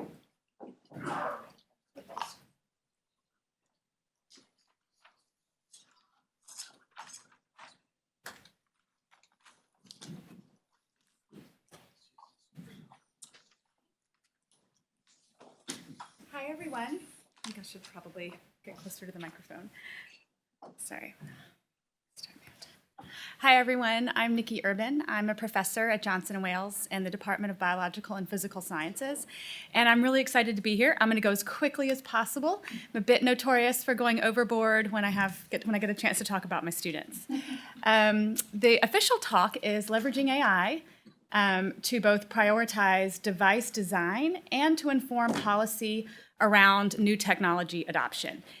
Another term for this talk could be accidentally, we're an AI lab. So briefly, I have an undergrad R&D lab at JWU just up the street. It brings together a lot of undergrads. We do not have graduate students in this area. And so we've been extremely productive in the last 4 years, primarily in the assistive device space. So on the right side of this image, you'll see some assistive communication devices made into wearables, a belt bag. The one of particular interest today is made into a standard lanyard. We also have assistive grip devices as well. The newest piece is an on-demand TBI assessment to support first responder decision-making. All right, what does this have to do with AI? Absolutely nothing. So I do have an extensive background in intellectual property analysis using AI, but we've never really brought it into the lab.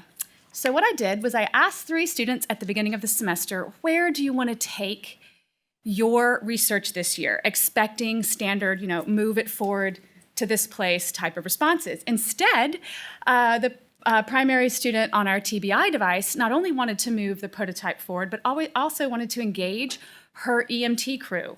She's been an EMT for a long time, so how would I go about that process? How would I engage them? How do we get it tested? Can they help us develop a clinical trial?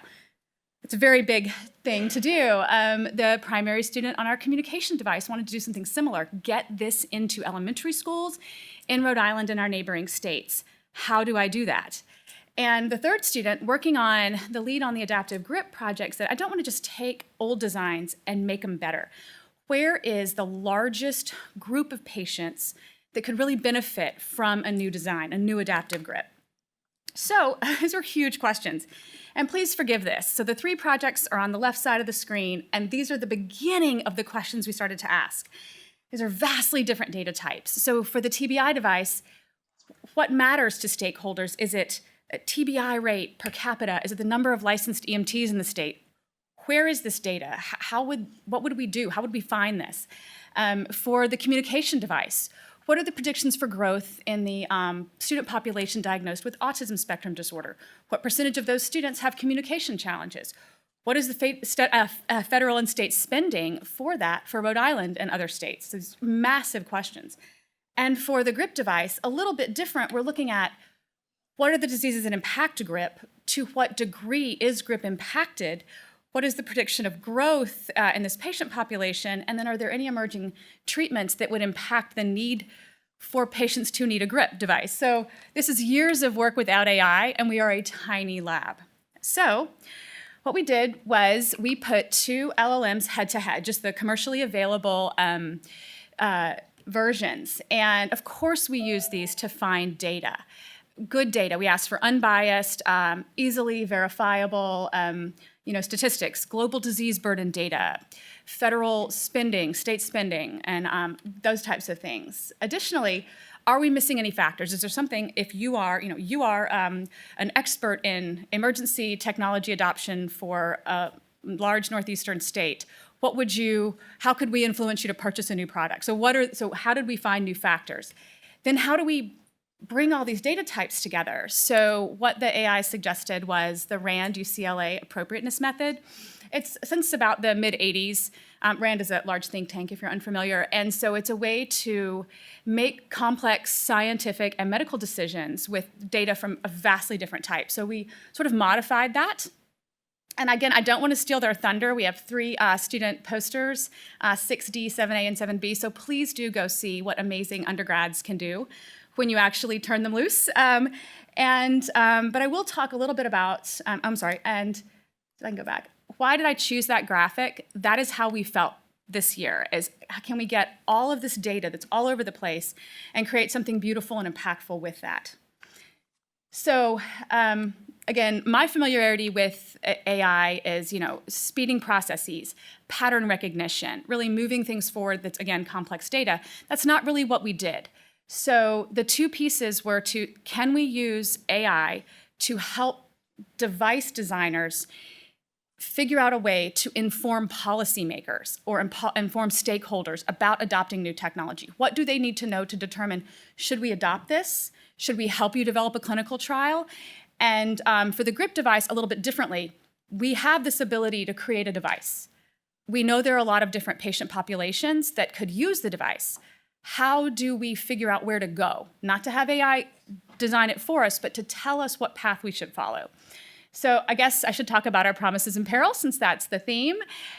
Big promises. This is fast. It's actually quite fun. Since we went head-to-head with 2 different LLMs, we got some interesting data. I guess that's a peril, so we have to really chase that down.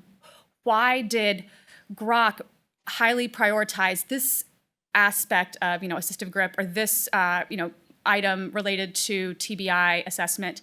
And GPT-4 was looking at this. So we need to figure all that out. We have a ton of data to verify. But I think it was overall extremely positive for us.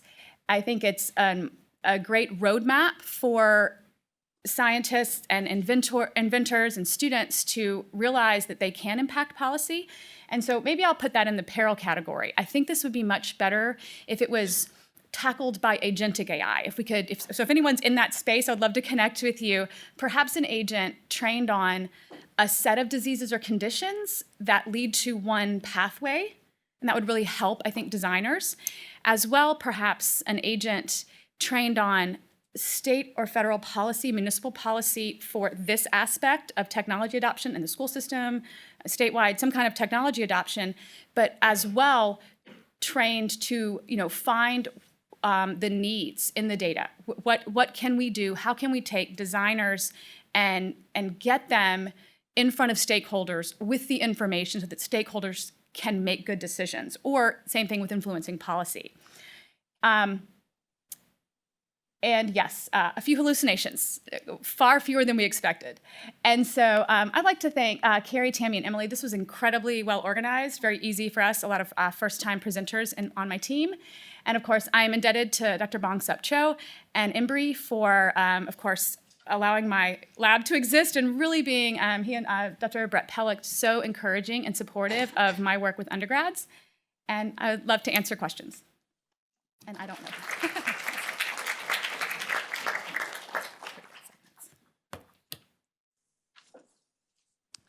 No one? No. Yes. Thank you. Could I ask, what were these undergraduates like freshmen, or were they about to graduate seniors with considerable scientific background? 3 juniors and 1 senior. So, and they're into, yes, and very hardworking. That's great.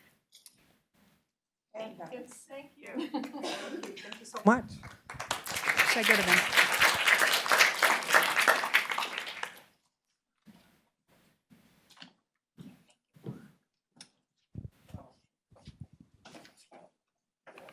Hello, good morning, everybody.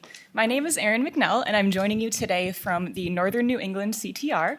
Let me get my slide up here, where I work as a community engagement and outreach navigator, and I'm based at the University of Vermont. And I'll give you a very high-level overview of a recent assessment of trust and value among our CTR members.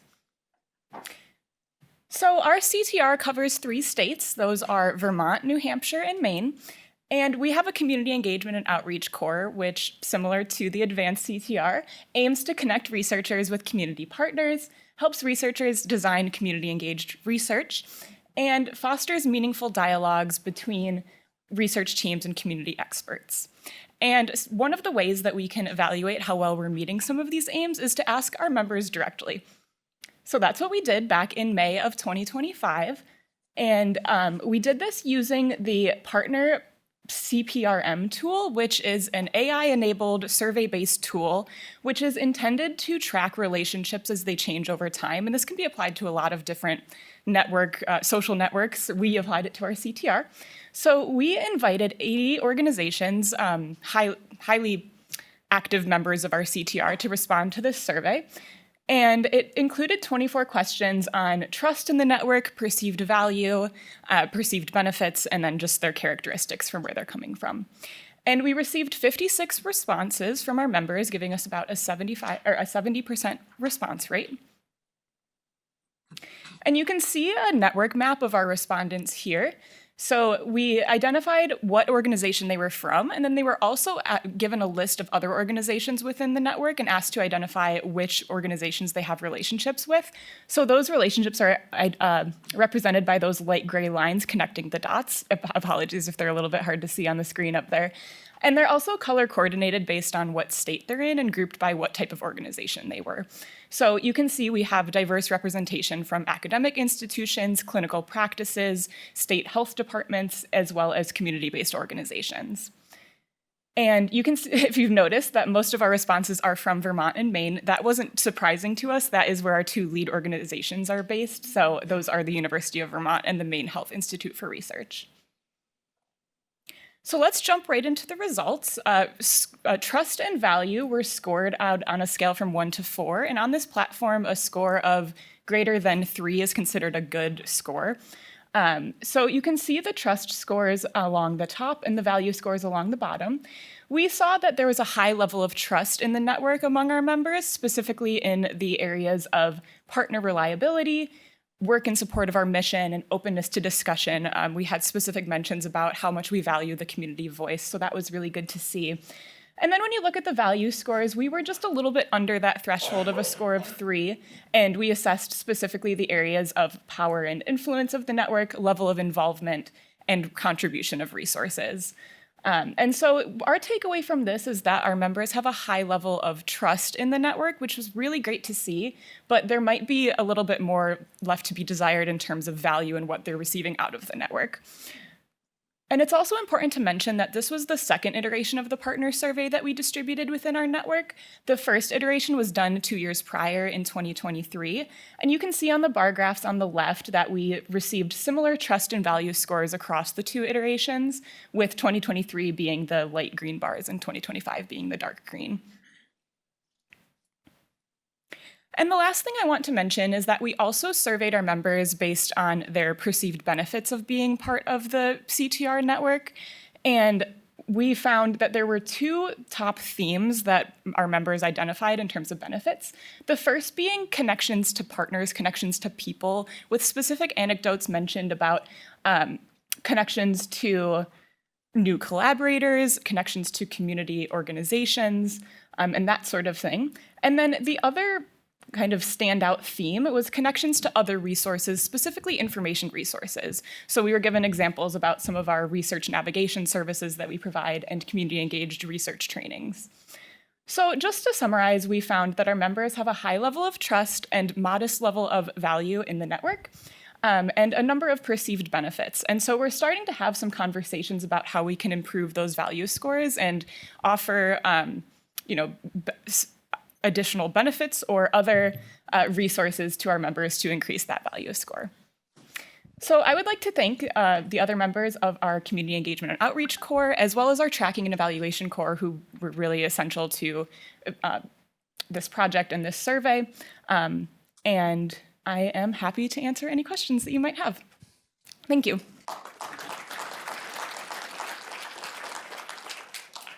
I just want to reiterate, please, please, please, please vote. Don't forget to vote. And if anybody has any questions for Erin. Woohoo! Yay, one of my favorite.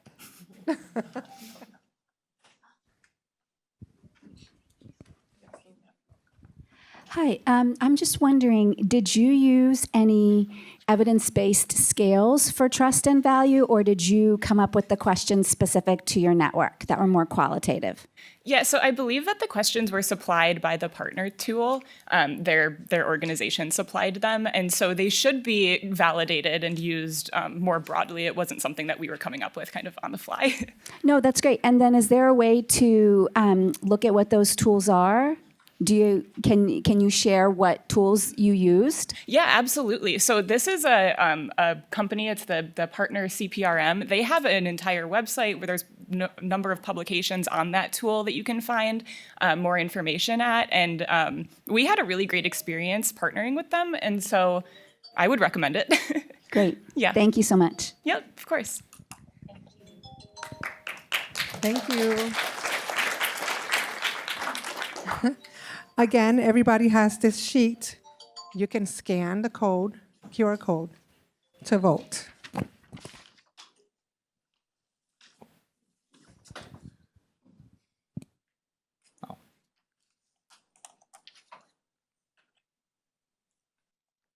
Should I start? Okay. Hi, everyone. My name is Ting Yushi. I'm a second-year assistant professor at URI and also an affiliated member of the Rhode Cancer Center here at Brown. And thanks for the opportunity to talk to you guys about my one of our current research direction in lipid nanoparticle-based self-amplifying RNA vaccines and immunotherapy. So mRNA is a very versatile technology for expressions of antigens and cytokines for vaccines and immunotherapies. And lipid nanoparticles, or LNPs, help make this happen by stabilizing and protecting RNA from degradation, and also allow the RNA to be taken up by cells for the subsequent translation. But the limitation of this approach is that it generally induce relatively short duration of expression, and therefore often requires frequent dosing or higher dosing in order for this to work.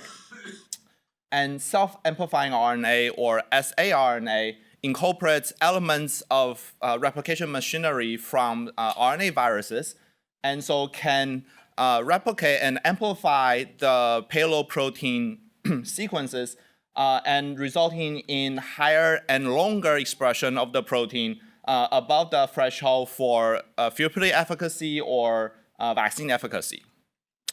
But unfortunately, the innate sensing of RNA, both mRNA and saRNA, produces type I interferon responses that suppress the translation of the RNA. And the typical approach to address this problem is use modified nucleotides, but it has to be compatible with the replication machinery in the case of saRNA.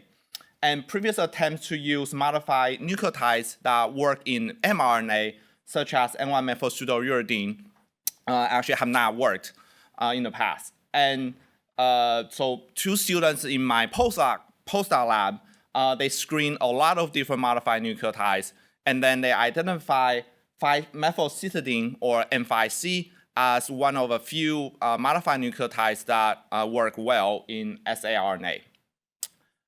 So very excited with this finding, we decided to test the expression kinetics of mRNA versus N5C modified saRNA in vivo. And so we use firefly luciferase as the payload, and you can see that the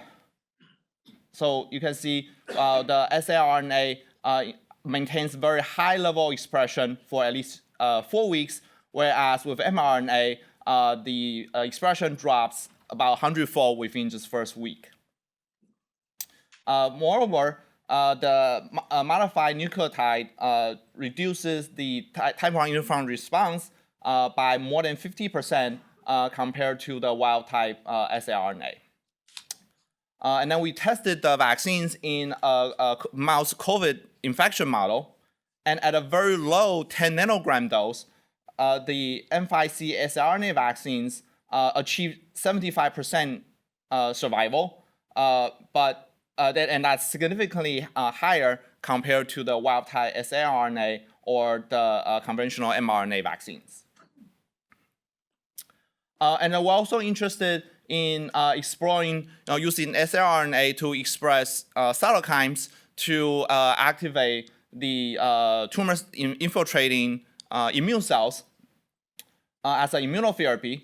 And in a preliminary experiment, we successfully induced IL-12 secretion by the LNP transfected HEX cells, and then in turn, the produced IL-12 also enhance the killing of tumor cells by primary CAR T cells. And we're also interested in studying how lipid nanoparticle composition affects the particle behavior. And you can see here that basically we just change 1 out of 4 to 5 lipids in the LNPs.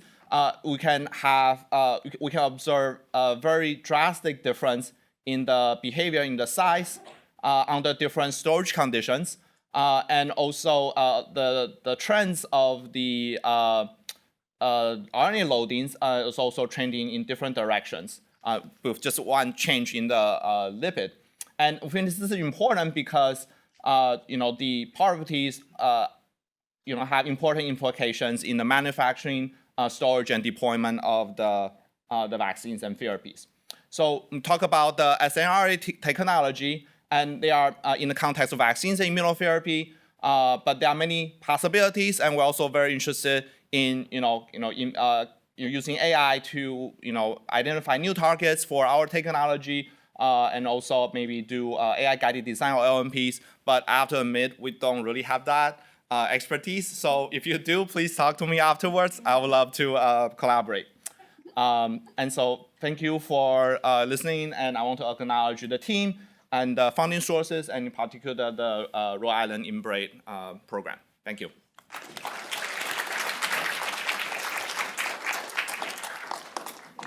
Any questions? We'll take one question. Are you raising your hand back there? You just want to stretch. Understood, understood. So,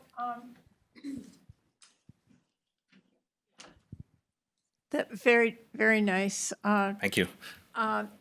So can you speculate on the mechanism of the effect of the 5-methylcytidine effect? What was it? How did this happen? Why was this? Yeah, we believe that it still allows the binding of the promoters to synthesize to read the RNA and synthesize the protein, but at the same time it's in a way so that it kind of protect or cloak the RNA, the single-stranded RNAs from immune recognition. And so there are a lot of toll-like receptor pathways that recognize single-stranded RNA or even double-stranded RNA that comes with the synthesis. Then that generates the innate immune response to suppress the RNA. That's like the natural innate protection. And we think that using the right modified nucleotides still allows the recognition of the promoters, but protect the RNAs from immune recognition. Yeah. Thank you. Thank you so very much.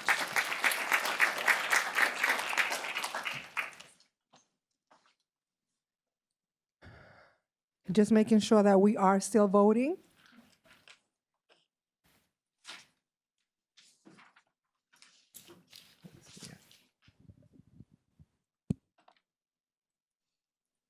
Okay.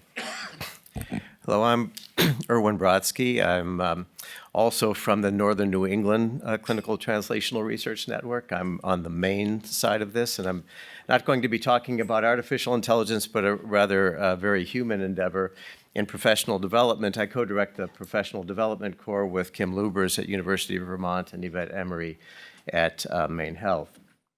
You can see our network right there, University of Vermont, the Dartmouth Co-op, and Maine Health, but we also have other affiliates, including Tufts, because Maine Health has a medical school affiliation with Tufts, and so we're in contact often with their CTSI.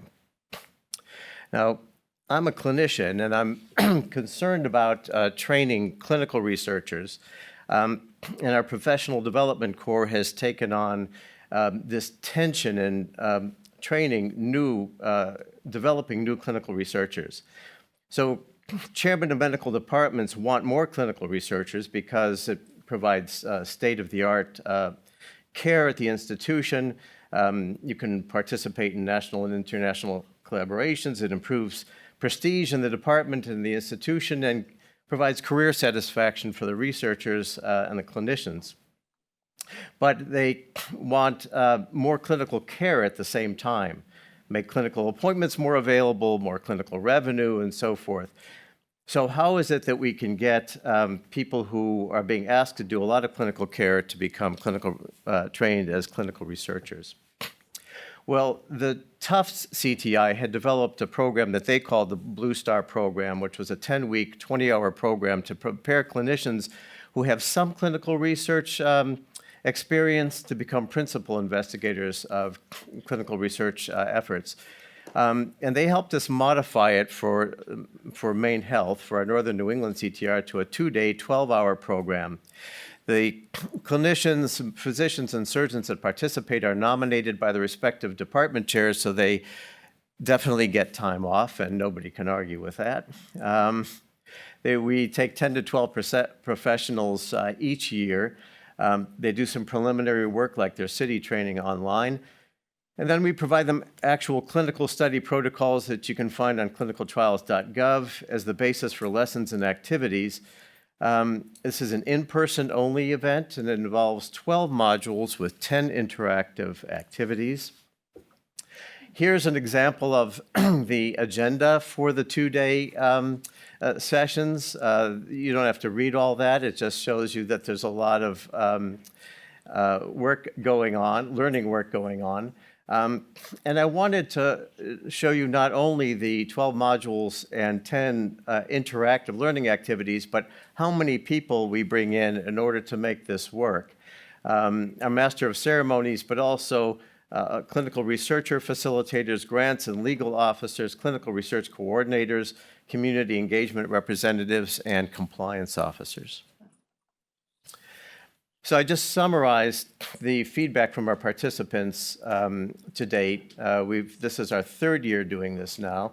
Actually, it starts the day after tomorrow as our annual session for our 3rd year.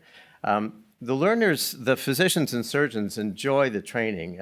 They gain confidence in becoming a PI. They like the interactive activities, particularly because they like working with their colleagues and like-minded colleagues who want to do clinical research. We've trained 33 clinicians, actually be 34 clinicians. One just joined for this year's event. After the session that we do a couple days from now. And now the participants have said that they want to talk with the people who've been trained previously so they can network with them and find out what they're doing and how things are going after training. And so we've introduced that this year. And I think no greeting from Maine should happen without introducing you to the local fishway, the 260-year-old fishway that's just down the road from my house. Thank you.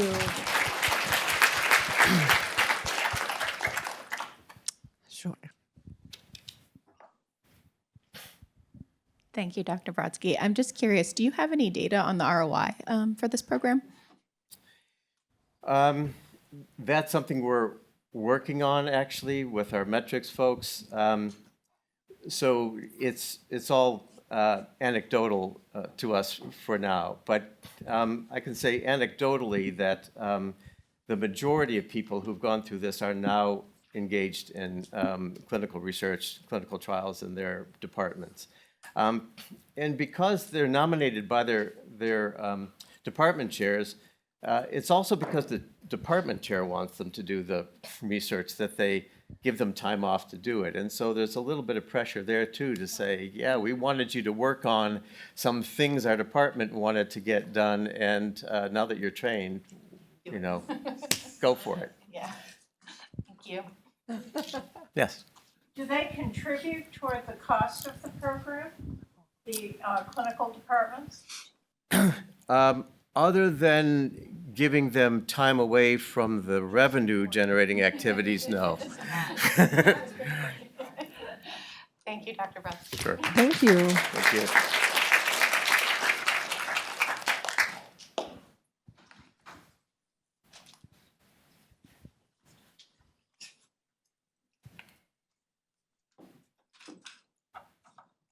Hi, everyone. Good morning. My name is Evans Boache.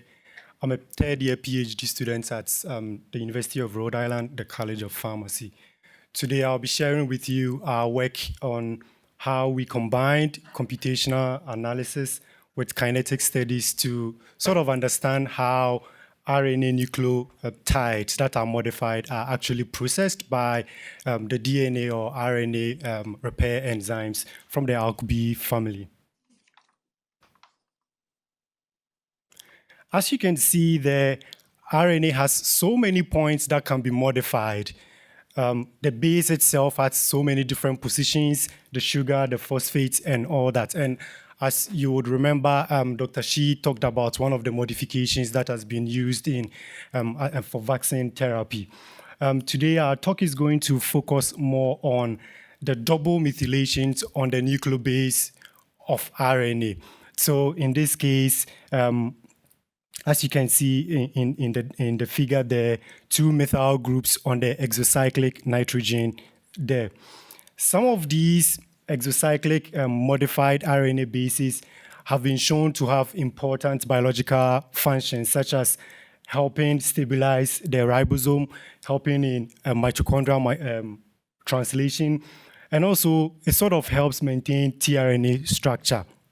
And so the question we asked ourselves was that the single modifications, like the single monomethyl modifications, are actually processed by the ALK-B family enzymes. These are DNA and RNA repair enzymes. And so would the double methylated bases be also modified by these family enzymes? And if it does, why and then how? Because these are bulkier, and then they have some sort of steric hindrance as compared to the single modified ones. And so what we did as a group was that first we synthesized these modifications in both single and then double strand context. And then we used in vitro kinetic studies to sort of investigate if they are indeed repaired and then the extent to which they are repaired. And then because kinetic studies alone couldn't tell us why they are repaired, and then even if there are any differences in their repair, we use computational studies to sort of understand better the energetics and then the structural mechanisms behind their repair. Before we went into the mechanisms, we sort of screened these modified bases to see if indeed the family of enzymes can repair them. And so as you can see from here, we chose the model enzyme, which is the E. coli version. That is also the prototype in this family of enzymes. And then we used 2 of the mammalian homologs. These 2 mammalian homologs are set to complement the function of the E. coli version. It's sort of, they are a bit similar.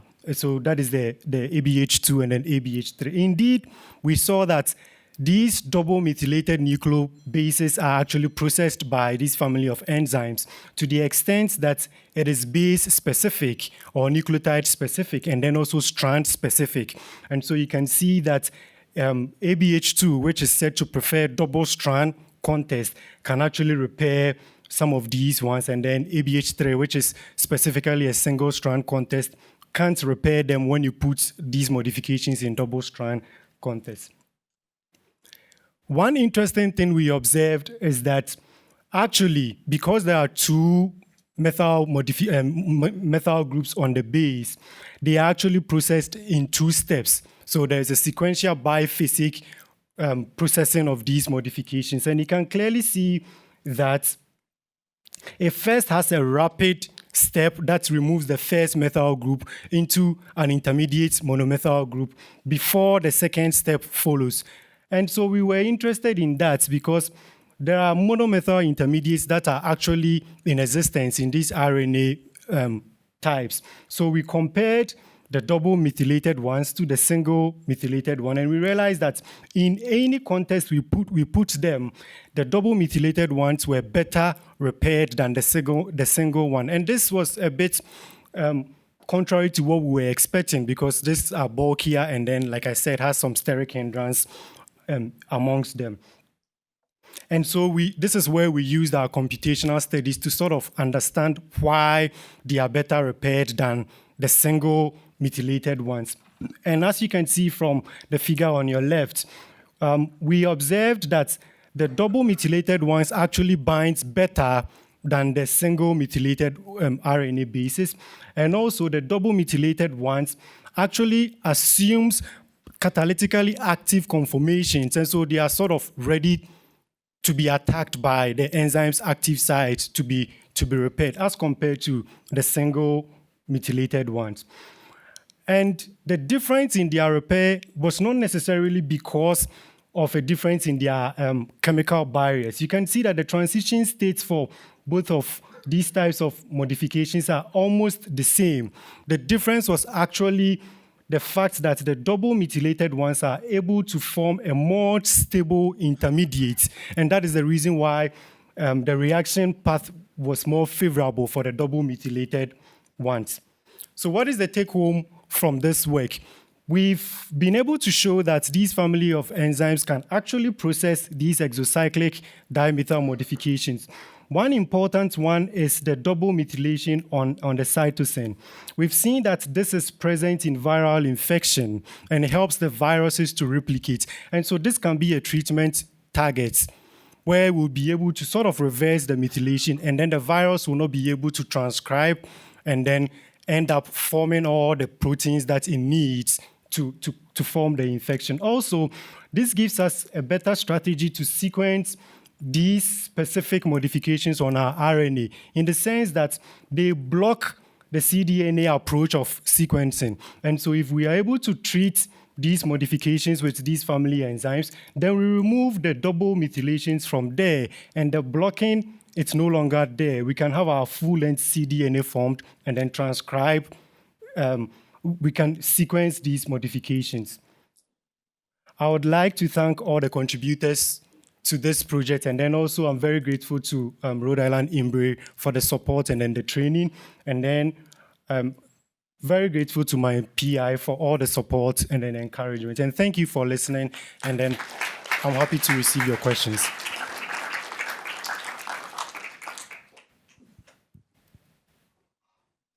Very nice talk. So what's the biological implication of a single strand versus double strand selectivity? So for single strand selectivity, in the sense that it will tell us more that the repair enzyme is able to process RNA modifications. So, for example, if you pick the ABH3 that selects single strand, it means that the modifications that are found in RNA can be processed. They are dynamically regulated. The double strand ones are in the sense that if you have a specific modification that can be formed in DNA as well, for example, M1A, that's in instances where when you treat patients with cancer with some cancer chemotherapy, some of these agents are able to methylate the one position of adenine. It also gives us a clue that the M1A in a double strand context, some of these enzymes are able to remove them and then will not end up blocking the polymerase when you are transcribing the double strand into a single strand that is eventually going to give us the mRNA and then the protein and so on and so forth. Thank you. Thank you, Doctor.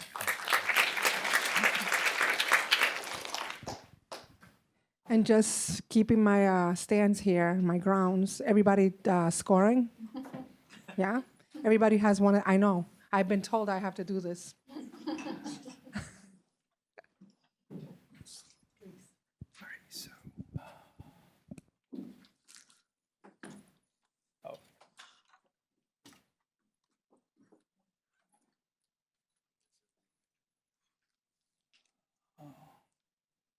Okay.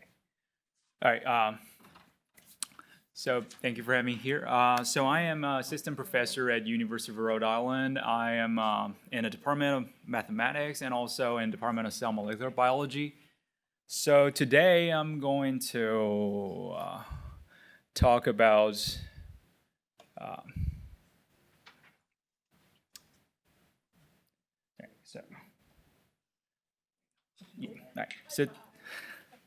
So today I'm going to talk about how AI and machine learning has been applied in genomic infectious disease research. I'll give a bit of overview and then talk about what we do in our lab.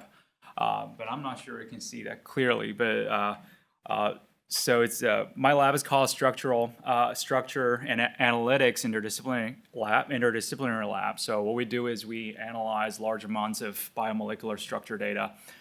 So a little bit background here is so advances in high throughput sequencing technology have enabled rapid and cost-efficient sequencing of large amounts of sequence data. So here we can see an example of the cost of sequencing the per human genome.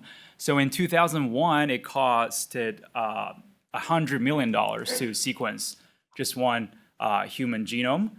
And by 2022, and the cost is reduced to less than $1,000 per human genome.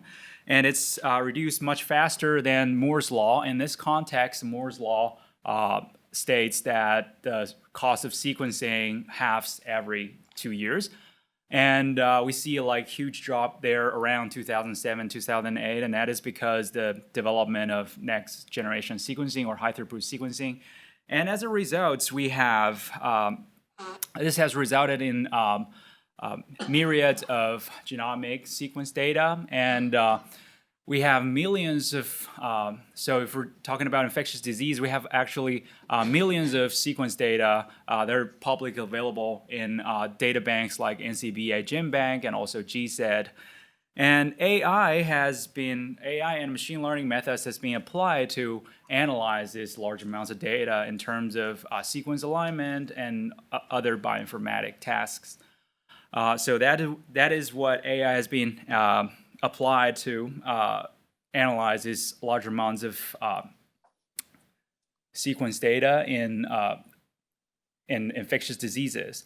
And more recently, the development of folding models has been awarded a Nobel Prize. So why do we want to analyze structure rather than sequences? Because structures are often more conserved than sequences. And traditional methods to probe the structures relies on X-ray crystallography or cryo-EM. Those are more cost,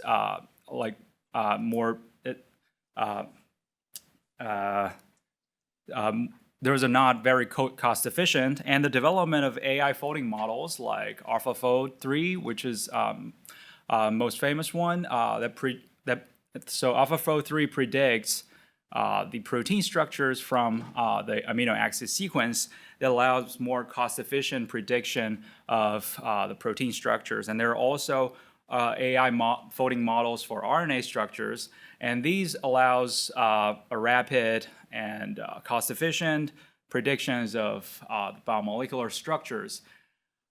So these models, this AI-based model is more accurate than other methods, but in terms of predicting some, in some competitions of predicting biomolecular structures, but in reality, it requires more investigation to test how accurate they are in terms of predicting protein and RNA structures. Right. So with these two developments, we get a lot of sequence data, and we have accurate protein and RNA folding models. We end up with a lot of biomolecular structure data, and this structure data contains information about about the evolutionary information and functional information, as well as the spatial temporal information about where the sequence and where the structure has sampled. So this information actually gives us a lot of materials for to apply AI to analyze these extensive data. So in my lab, we develop novel mathematical theories and computational methods, including machine learning and AI models, to analyze this large amount of biomolecular structure data, just to predict, just to build tools to forecast infectious disease, for infectious disease forecasting. So we can basically use this tools to predict host jump probabilities, how likely a virus that is not infecting human beings yet is going to mutate to infect human beings, and how likely it's going to develop resistance genes and if we get a new emerging strain of known virus, and we can predict how transmissible they are and how virulent they are. So that's what we do. So we do this through analyze large amounts of biomolecular structure data. For example, the spike proteins of SARS-CoV-2 and the surface proteins of flu and dengue viruses as well. So that's what we do. And we have the mathematical methods and computational tools for analyze RNA structures and protein structures as well. So that is basically what we do in our lab. All right, thank you.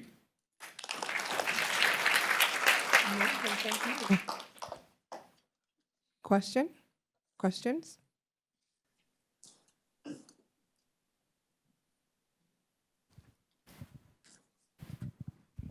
Thank you.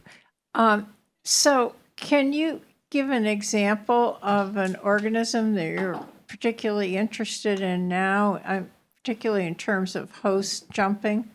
That's something that's of great public health importance. Yes. So what we did is that we are working on mainly coronaviruses. So they are coronaviruses that are infecting like non-human hosts, and we are analyzing these alpha beta coronaviruses and compare them with SARS, MERS, and SARS-CoV-2 in terms of the structure of their spike protein.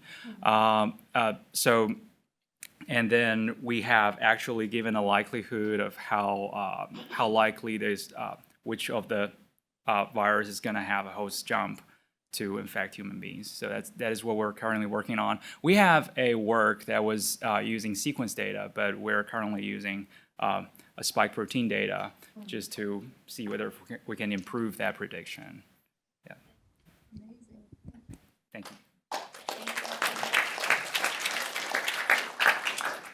All right, thank you, Dr. Liu. We're going to take a 15-minute break and come right back at 11:15 and start right away. So, go grab a coffee and see you at 11:15. All right, hello everyone. My name is Sarah Arias. I'm a research psychologist at Butler Hospital and assistant professor in the Department of Psychiatry and Human Behavior here at Brown. And I'm going to be talking today about the ongoing work with my Mentored Research Award that has been funded by Advanced RI-CTR, that is looking at how we can better leverage the electronic health record data to help us identify individuals at risk for suicide. I just want to take a quick moment to acknowledge my mentorship team, some of who are here today, Dr. Elizabeth Chen, Dr. Ivan Miller, Dr. Chuck Eaton, and Dr. Richard Jones. So what did we know when we started our project? We definitely knew suicide is one of, and still remains to be one of the top public health concerns out there. There are more than 49,000 individuals per year in the United States alone who die by suicide. And even more concerning from a clinical and health perspective is that a lot of those individuals are passing through the healthcare system. Some of the research showing upwards of 75% of individuals within the year before they die by suicide are being seen by a healthcare provider. So they're somehow coming in contact with the healthcare system. So this is both alarming but also promising in the sense that these are opportunities and touch points within the healthcare system where there are opportunities for intervention, opportunities to get to these individuals and provide some type of guidance, some type of crisis intervention that could be useful to help prevent suicide for them. Overall, what we see currently, when I started this work years ago, there were not all electronic health record systems. Now we are moving into the age where we're looking at the majority of health systems have electronic health record documentation. So this is a good thing from the standpoint of being able to have a more unified and somewhat systematic way of documenting health information. Certainly ease of access in the sense of getting to data and being able to extract it. But as I'll mention today in my talk a little bit, getting to that data is not always as straightforward. So that's some of the perils in this work for sure. What we also already knew is that the electronic health record, and for those of many of you who do work in this area, as you know, the benefits of getting to these data, especially for health research, getting a large amount of data, definitely having the availability to track people over time and try to find answers and trends that could help us help inform our prevention and identification work. From a data standpoint, we are having both structured and unstructured data, so a lot of the diagnosis codes, billing data, but also a lot of the clinical text, which for suicide research is particularly important. What we've found in a lot of the work that we've done is that there's a lot, early on, there was a lot of use of ICD, a billing code, for identifying people at risk for suicide within the EHR, but what we found is that that actually identifies a very small proportion of people who are truly at risk, maybe less than 25% of the individuals. So some of the newer work and the work that I'll be talking about today is how can we use the additional data that are within the health record, particularly the unstructured, the free text data. How do we take that and help to inform our identification of people who are at risk, in this case for suicide? So for my advanced CTR project, what we were looking for was twofold. First, we wanted to be able to create this database that could be used. As many of you know, from a clinical and research standpoint, the EHR is not developed for research. It's clearly developed for clinical work and documentation. So one of the big challenges early on is how to take those data and move them into a research format and make them useful for a research standpoint. And the second goal of our project was to then take these data once we turn them into research usable format and start to test some NLP, natural language processing, machine learning, different models to help us to identify what are the best ways that we should look at these data to improve our identification of people who are at risk for suicide, who are presenting within these health settings.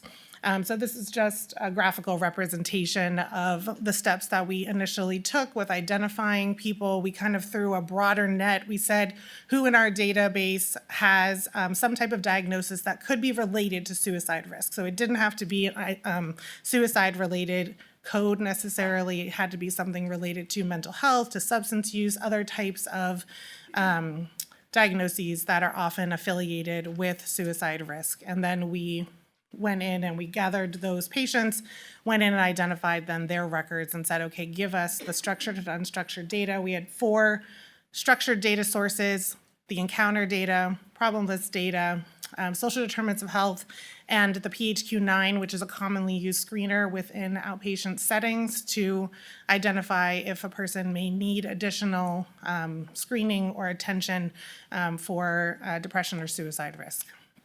And then our unstructured, highlighted there in the orange, is our clinical notes data.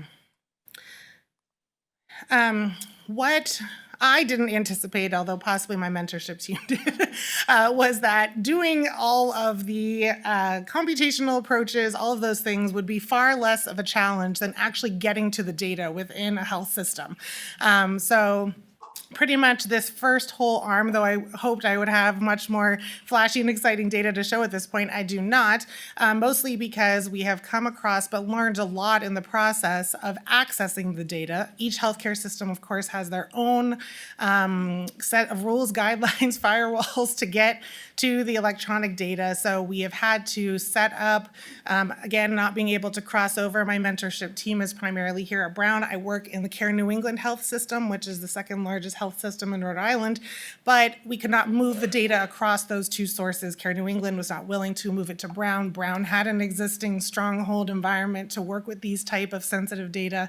So we had to create our own, which Care New England did not have. So that has been a very big part of creating this type of secure environment where the data can be transferred, stored, and now analyzed, but also realizing all of the safety structure procedures, of course, involving legal compliance, all the other cast of characters that need to come into play when you want to, and rightly so, work with someone's personal health information and get to information that these are patients, these are individuals, and making sure we're appropriately protecting their information. So these were just a couple of the main points in, if you're thinking of doing this work, or if you do this work, you're already well aware, is just to be thinking about beyond the project and your ultimate goals of trying to understand how to better help this patient population, is also thinking about what do we need to know from a more data security compliance, and how we're going to manage the data, who's governing it, how do we have to set up the environment so that we are protecting the data appropriately. Just quickly, these are the data that we were able to get. We started with 6 months, so we are looking to get 5 years of data, 2015 to 2020. And so far we have a 6-month cohort just to run some pilot numbers. We do not have any of the unstructured data because that is a whole nother set of standards to jump through and make sure that we have everything in place, which so far we have not yet gotten all of the approvals. But for the unstructured, the ICD information and some of the diagnosis information, we've been able to pull in some preliminary. So this is just where we've mostly seen some of our visit characteristics, people entering primarily by behavioral health, primary care, OBGYNs, are just giving us some idea of where the data could be found. Again, this is just more for reference for those who may not be familiar with what types of codes we may be using to identify. Ultimately, another goal of ours was to be able to a lot of the questions from our standpoint is not just how do we use the data, but where do we get the data? Because when we went in, it was not entirely clear, and each health system has their own way of documenting, which makes it additionally fun and challenging, is that there's no kind of unified way of reporting or recording this information. So it added some additional challenges there. So just our next steps coming up now that hopefully we're 1 or 2 steps away, fingers crossed, from getting that unstructured notes data. But our next plan will be then to start to develop the NLP pipeline, start to put together how we're going to use natural language processing and use some of the written free text notes to be able to help build on our ability to identify people at risk for suicide who have suicide ideation and suicide attempt cases within their EHR data. So just some of our next steps there. And just a few highlights of our work so far. Like I said, our goal was to really be able to identify where should we be focusing within the EHR when we do go in here to get an idea of who's at risk for suicide. So far, we're seeing behavioral health and primary care, and that we are at least showing in our pilot work that we are able to do this so far. So it is promising, but definitely challenging. Okay, and there's just some references and my contact info if you have any additional questions. Thank you. Wow. One question?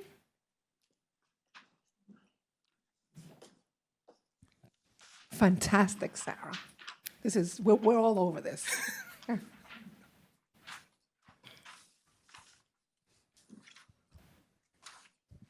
Thank you very much. This was really interesting. I'm curious if you're already thinking about how you're going to implement this in the future in terms of like a clinical decision support tool or something like that. Yes, yeah. So I mean, ultimately, it would be, the next goal would be to do some type of clinical decision support tool to be able to integrate it ideally into the EHR system. But again, as you know, from an implementation standpoint, that requires lots of buy-in and other different types of steps and stages that would be there. But yes, that would be the interest, to take this now from the more data-driven to how do we move it into a clinical workflow and make it usable. Thank you, Sarah. How do you make the conclusions generalizable to other health systems? Will you have a tool that could be utilized elsewhere? Yes, yeah. So the main goal, also another goal of doing this is there's not a lot of information about how to even take these steps, even within the system, not just in doing, there's a lot of information on how to use an NLP program or how to develop a machine learning model, but there's not a lot about how do we even begin this process. When I encounter other young investigators, even some seasoned investigators who are like, I'm interested in working with EHR data, how do I do this? I'm like, well, let's back way up from the actual research plan to understanding who do you need to talk to, where do you need to begin, what are some of the things that you need to plan for. And I think that that's going to be incredibly useful to help move this forward in phases even like behavioral health research, where we don't often have this training or access. Thank you, Great, Sarah. thank Great. you. All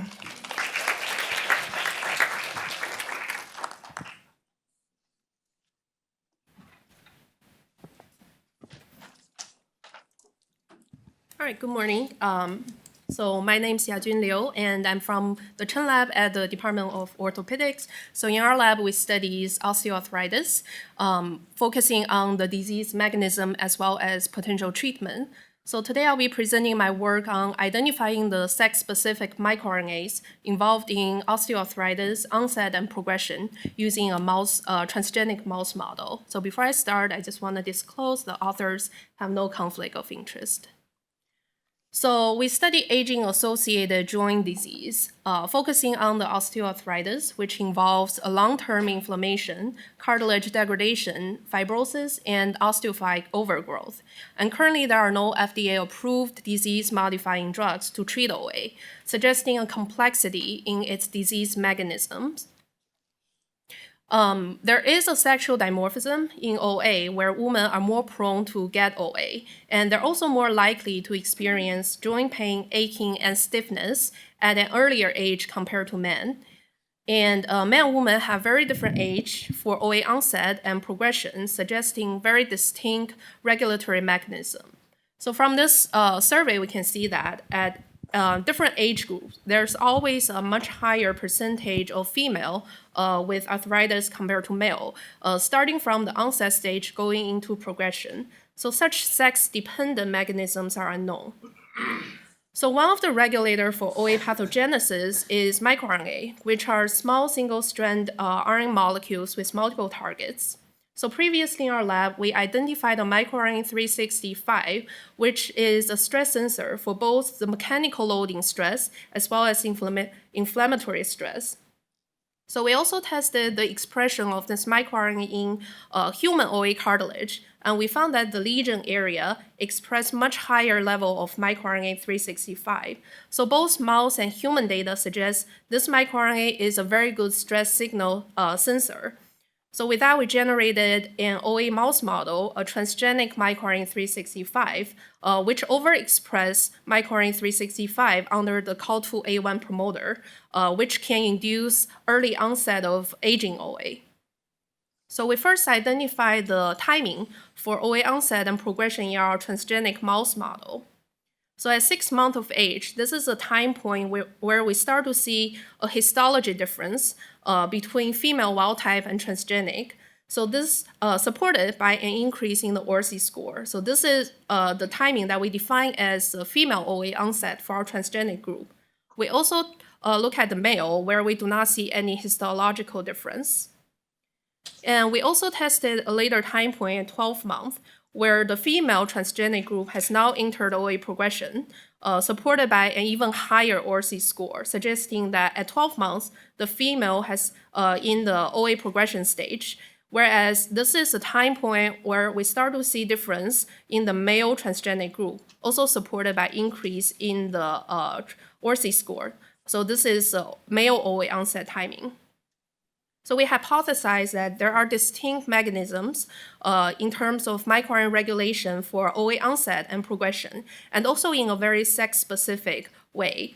So we extracted RNA from the articular cartilage surface for our wild-type group and transgenic group, and performed uncounted microRNA expression panel detection, which allow us to screen over 500 microRNA and 33 murine-associated viral microRNAs.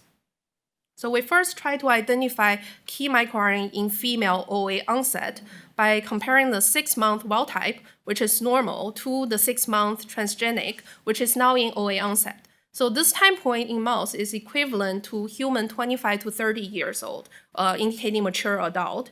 And we identify 2 significantly changed microRNA with upregulation of microRNA 342 and downregulation of microRNA 130A. We also tested several well-known key OA markers, including cytokines such as IL-1 beta and matrix degradation enzymes such as MMP3. So we see an increase of these catabolic genes in female OA onset. We also have another comparison, which is by comparing the 6-month wild type, which is normal, to the 12-month wild type, which has now entered OA onset. And consistently, we saw a downregulation of microRNA 130A, also an increase in the catabolic gene expression. So in summary, the downregulation of microRNA 130A is associated with OA onset in females in both the transgenic mouse model and our wild-type mice. And next, we try to look for key microRNA in female OA progression by comparing the 12-month wild type, which is now in OA onset, versus the 12 months transgenic, which has now entered OA progression. So 12 months in mouse age is equivalent to the human 45 to 50 years, so about middle age.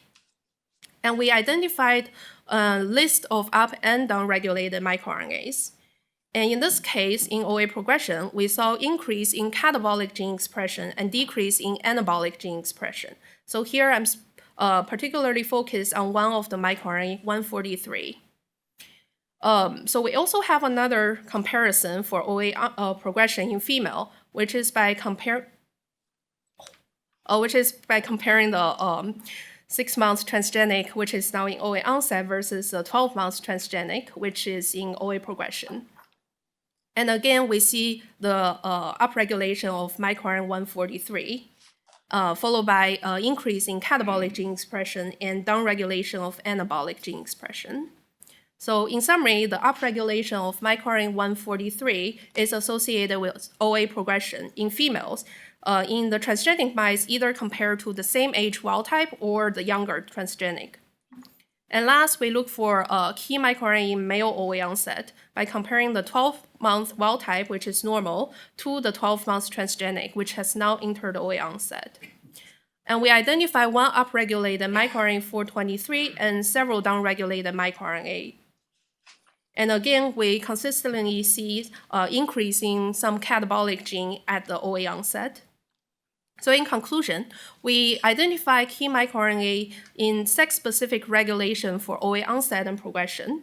In female OA onset, there's an upregulation of microRNA 342 and downregulation of microRNA 138. And for female OA progression, there's an upregulation of microRNA 143. For male OA onset, there's an upregulation of microRNA 423. And we will need a much older time point to capture male OA progression. And importantly, all 4 microRNAs are conserved between mouse and human. Although not extensively studied in osteoarthritis, there are some studies suggesting that these microRNAs are involved in other tissue or other disease in terms of regulating inflammatory pathways. So for our future work, we hope to identify gene targets and pathways regulated by these microRNAs, and we're particularly interested in investigating the specific mechanism of how these microRNAs regulate the OA onset versus progression. And we're currently working on generating a single-cell RNA sequencing data using our transgenic mouse model to establish a microRNA and mRNA network for further study in the OA pathogenesis. So lastly, I want to thank my mentor, Dr. Qian Chen and Dr. Erica Larston, and also my funding support from COBRE CBHD for a pilot and RPL award, and all the staff in the Chen Lab and people who helped out on the project. And thank you, and I'll be happy to take any questions. Thank you, Dr. Liu. Questions? I'm just like really skeptic about these mice, the female ones. I'm running over there. Chuck. I've been told I have 1 minute. We have 1 minute. If you were going to study this in humans, would you need to look at this in synovial fluid, or could you look at it in blood? We would definitely start off with synovial fluid, but microRNA can be secreted as secretion vesicles in there, and we will have to test to see if the level is elevated in terms of those vesicles that's secreted. But a synovial fluid would definitely be, because it's known that they're going to secrete cytokines. MicroRNA is definitely one of the indicators of whether disease. Thank you, Dr. Liu.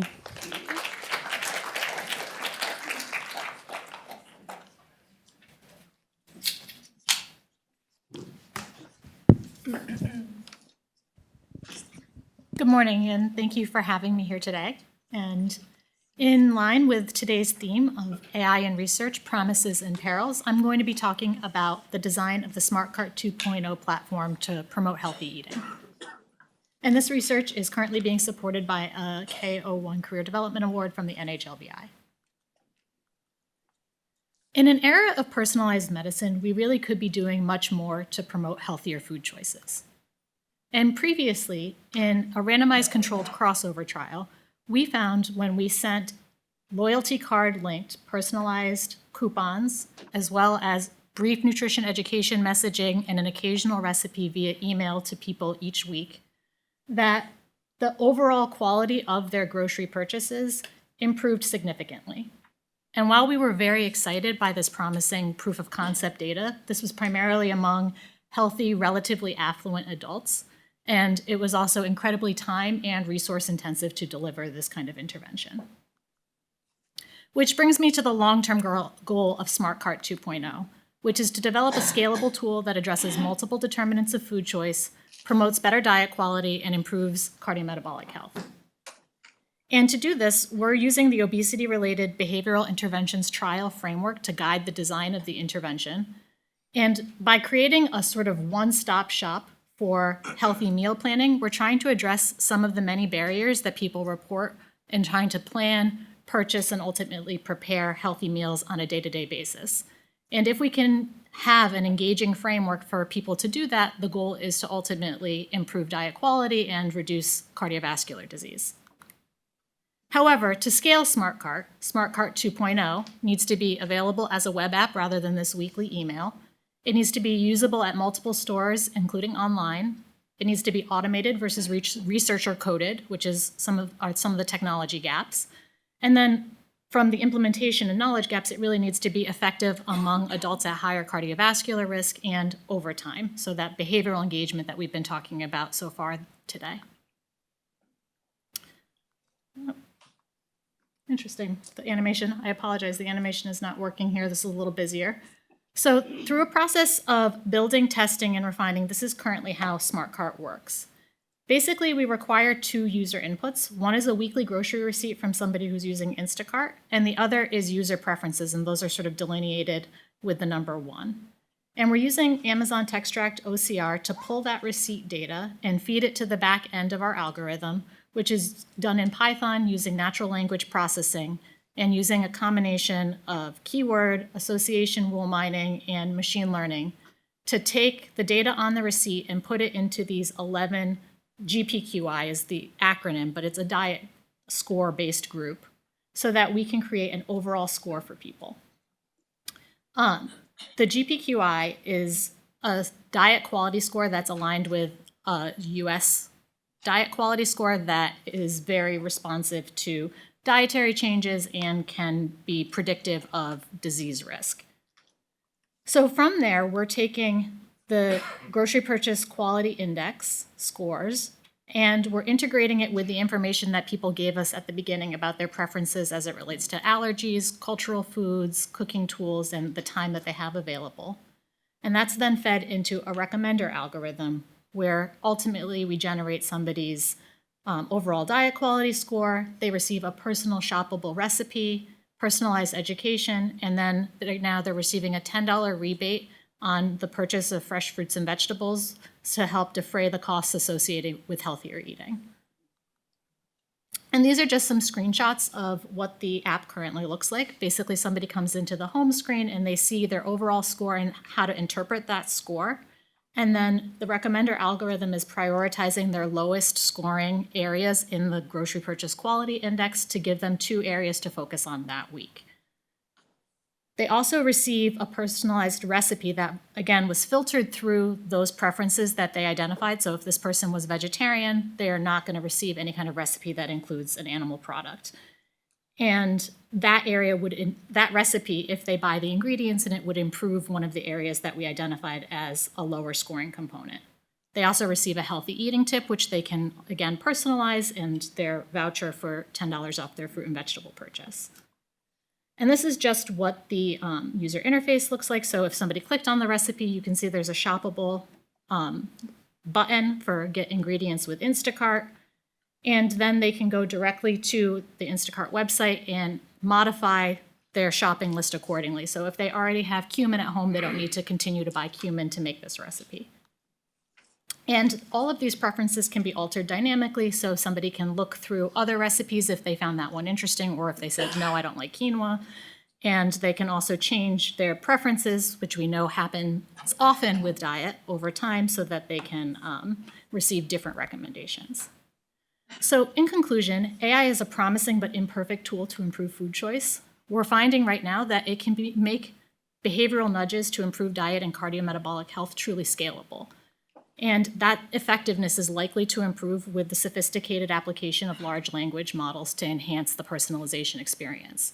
However, even in our initial work, we're finding some errors in the shoppable recipes in terms of the product matching that still require human oversight. And there are data use and privacy concerns. And I truly apologize for the slides here. I would like to thank my mentorship team and advisory board who have been incredible in supporting this work, as well as the incredible student team that made this research possible. Thank you. Questions? We'll take one question, please. Aha. Hi, Maya. Great job. I'm curious how you're, like, if the ultimate goal is to improve cardiovascular health, how you're addressing the, like, purchase to consumption part of it, because purchase doesn't always equal consumption. So I wanted to see how you were thinking about that.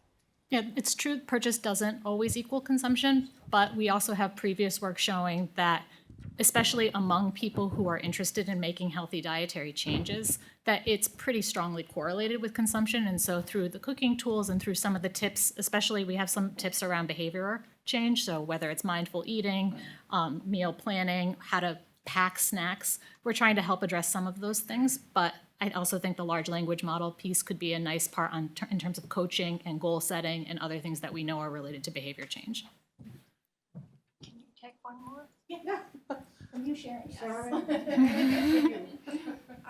I'm curious as to whether you're incorporating the feedback that Dr. Murphy talked about this morning into your tips. Is this a learning model, as it were? So right now it's a very naive learning model. We have we're using more of a rule-based system. So if we make a recommendation and somebody doesn't utilize it, we give them another shot at it. And then we're changing our messaging right now, which I develop with nutrition students, but that's where I think some of the things that LLMs can do would probably improve that, and I'm still learning how to best incorporate that. It's a bit beyond my area of expertise at this moment. Thank you. Great work, Maya. Thank you so much. As our next speaker comes down, I'm asking you to please score our speakers. Is that you?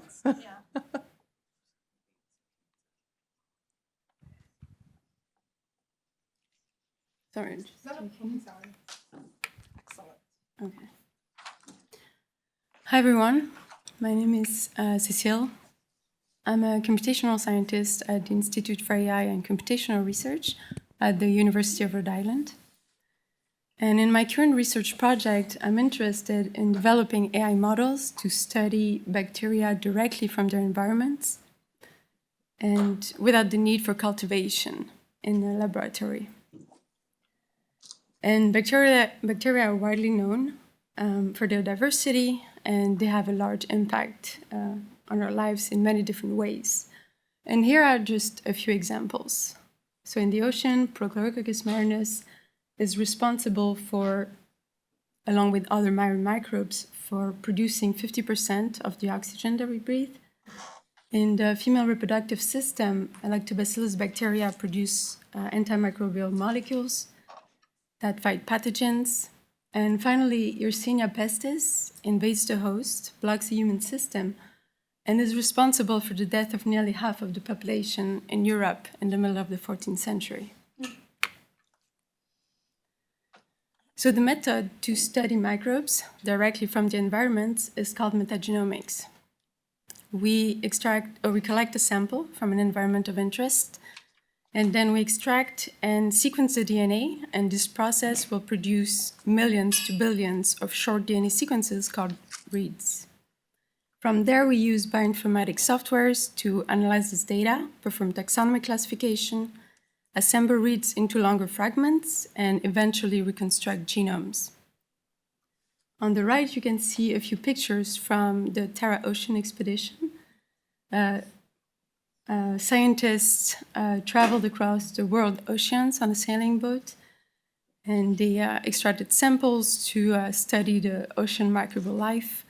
And from this study, they generated billions of short metagenomic reads, corresponding to several terabytes of data.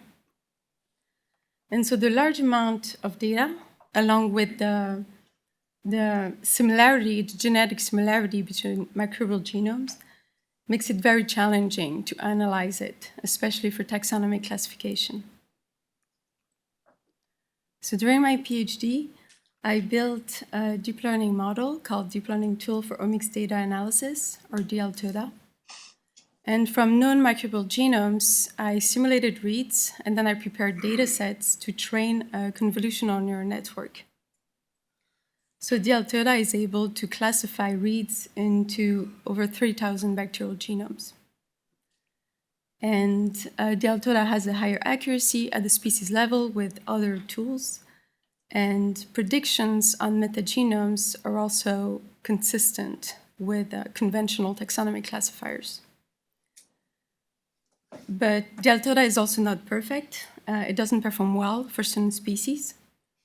So we moved on from a multi-class classifier to a simpler binary classifier format to facilitate the learning process. And we generated many different models, one able to identify a specific species. And we repeated the experiment with a transformer-based model called BERT that is specifically designed for natural language processing tasks. And we saw that BERT outperforms the CNN. And a fine-tuned version of BERT also nearly classifies 90% of metagenomic reads. So future directions from this project involve taking a closer look at these individual models, try to optimize the identification of closely related species, and also looking at genomic foundation models. Thank you for your attention.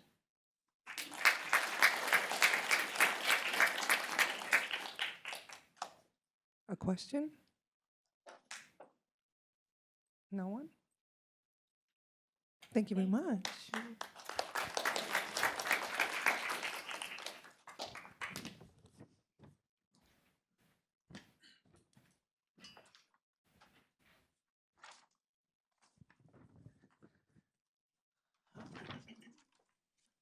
Hi, I'm Chris Mansunga. I am an assistant professor at the Providence VA Medical Center. So today we talk about VEGF A165 amino acids and its role in angiogenesis in the context of aging. As a quick background, VEGF-A is one of the known powerful angiogenic molecules, and VEGF-165 is the predominant in the family of VEGF, and VEGF-165 also have its own isoforms. And in these isoforms, you have VEGF-A165A, the pro-angiogenic isoform, and VEGF-A165B, the anti-angiogenic isoform.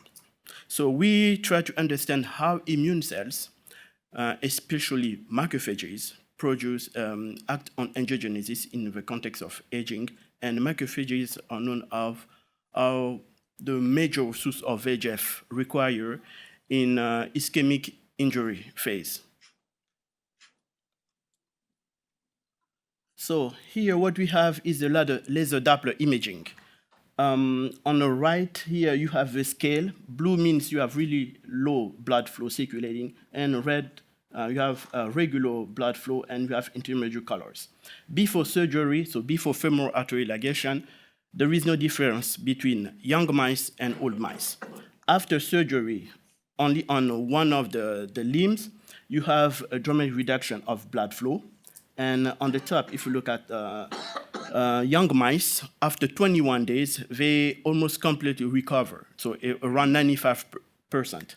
For aged mice, you have here around 30% blood flow recovery after 21 days. So this is the quantification. So in another set of experiments, what we did, so on day 14, we performed here microangiography using barium sulfates. So you can see with the images and the vessels segmentations, we have reduced small blood vessels, that capillaries, and arterioles too. So like I said, we interested in macrophages. And in that model, immune cells peak, the recruitment of immune cells in ischemic muscle tissue, it's on day 3. So we performed femoral artery ligation, and we harvested ischemic muscle tissue on day 3.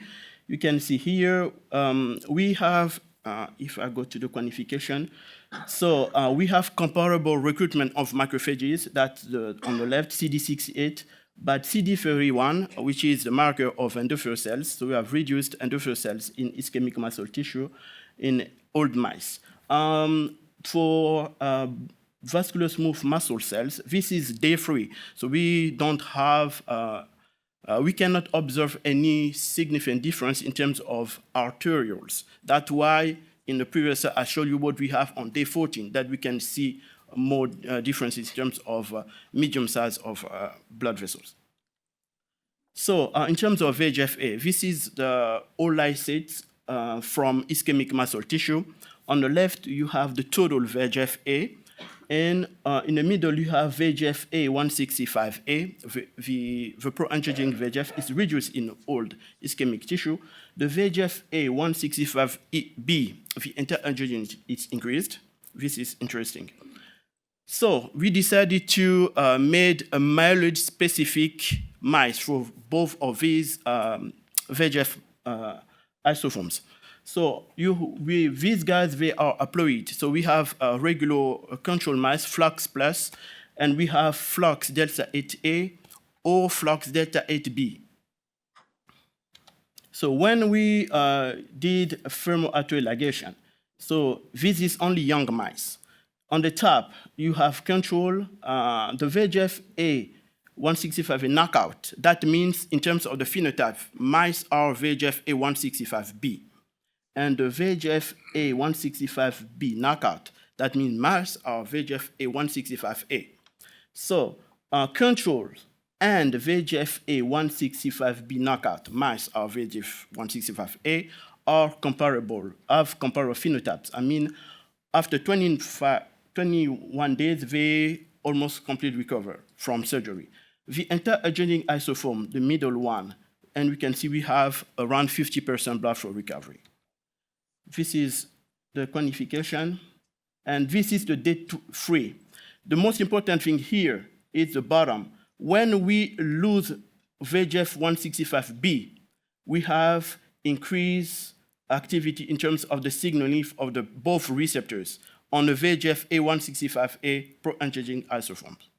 So the next step here will be to have mice 2 years and look at what happens in between the control and both isoform mice. So I want to thank all of the collaborators of the lab, and I want also to thank all of my funding sources. Thank you. That was great. A raise of hands.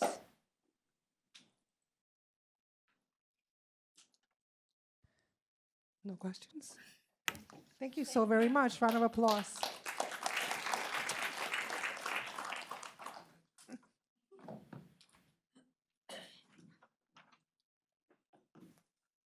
Oh, Dr. Burnett, you're the last one, huh? Yes. I think about here is where everyone can hear. Yes. So I'm really happy to be here today. I'm Dr. Lena Barnett, and I'm here to talk about AI that tells us why. So this isn't only making a prediction, but this is being able to explain the reasoning behind that prediction. I am a first-year professor at the University of Rhode Island in the computer science department. So for the particular application I'm talking about today, which isn't the only one I've done, we're talking about electrical impulses in the brain. So specifically, we were studying a group of ICU patients where they're being monitored by EEG for seizures that aren't obvious clinically, but cause severe brain damage or death. And what you see here in the image is what this signal looks like for an ICU doctor, ICU nurse who's looking at this patient's brain scan. Now, seizures are fairly easy to diagnose. They're quite obvious with sort of high frequency and high amplitude, but there are these difficult to diagnose seizure-like events that can cause, that are indicative of future seizures and also themselves cause brain damage. Now, they need, usually a trained neurologist will have difficulty diagnosing these, and there's some disagreement even within highly trained neurologists about which of these are seizure-like events and when we need to pay attention to this. But it's a very high-stakes decision because we would like to be able to apply anti-seizure medication to the patients who are about to have these seizures. But there's this delay in care where a neurologist usually sees these patient scans 4 to 24 hours after they're taking place. So there's this gap in care that we could really like to address by AI. This is a perfect decision point for when we can put in treatments that would really help patients. Now, currently, this is completely dominated by deep learning. That is an opaque black box model like neural networks and transformers, where they can't explain why this decision is taking place. And this is really problematic in this setting because you have things like artifacts. So they're going to, somebody's had a little slip of the electrode, or someone's moved, or the patient has been moved by a nurse, and that can create these false alerts. So if we could better inspect why these decisions are happening in the AI model, we can inform better patient care. So my explanatory model that we created for this works in 2 different ways. One of the types of explanation is what I call comparison cases. So in medical diagnosis, it's common to take a patient and then say, well, I've seen other patients like this patient. Those patients were having a seizure or this seizure-like event. Therefore, this patient is also having this seizure-like event.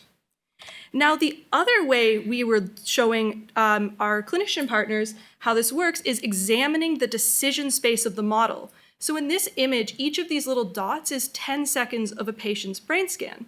The colors are indicating whether this is seizure in red, something else in black, or these seizure-like events that we were really interested in. So here the model is learned to separate the different scans spatially according to whether or not they're likely to be these events. And now if I have some new sample, like this red dot, I can show a clinician immediately where their patient lands in this decision space. And so if their patient is landing on the tip of these, what I call fins of my beta fish of interpretability, so at the fins, we're very sure that they're having these events, and then toward the body in this middle section, there's this uncertainty that is explained sort of instantly and visually to somebody who's working with a patient. Now, this method is specially designed, so I created a method that was more general, not just for brain scans, earlier in my PhD. And you can take any existing deep learning neural network architecture and put in a prototype layer. Now, this is a type of constrained reasoning process that's going to allow us to make those explanations that we saw in the previous slide. Now, this prototype layer is very flexible. It works well with lots of different architectures, everything from AlexNet, sort of one of the original deep learning architectures, to VITs and transformers like BERT, the very, very new technologies. It can also include hand-coded or multimodal features, such as patient age, so it's very, very flexible. Now, because this is very flexible, we're able to use a lot of different types of inputs to make similar models. So we have done work with X-rays and breast cancer prediction, the brainwave study that I described here. There's also works on sort of generalized chest X-ray. There was COVID work around the time that was very popular. So there's a lot of different flexibility for this type of model, this model that tells you why. And these are really great for their impacts. In particular, having an explanation that is exactly how the model is reasoning is going to help you with insights about whether or not you can use this prediction on your current patient. It provides this justification for every decision that's built into the model. This isn't making a model, then trying to explain it after the fact. This model explains itself as it's reasoning. It's also higher accuracy than the uninterpretable model. So many people think because you're adding these constraints, perhaps that's going to lower the effectiveness of your model. But in our instances, if you constrain in a way that's like reasonable and doesn't overly constrain the model, you can actually achieve higher accuracy than the underlying other models, especially when you consider the customizability of these models. So being able to go in and correct errors in the model reasoning as we're developing it. So this also gives you that real-time error checking. The current patient, is it just an artifact or is it something underlying? This also gives you this model validation beyond the test sets. So I'm not just looking at my model did very well on my current patient population and maybe one data from a sister hospital. I'm able to say this model is following the underlying medical knowledge that we already know. This is following a reasonable logical system that I can then validate in this different way. And sometimes, and this is in other papers, it allows us to make some discoveries about the underlying data domain. So we can find these insights like this highly connected beta fish of interpretability and things like that. Thank you so much.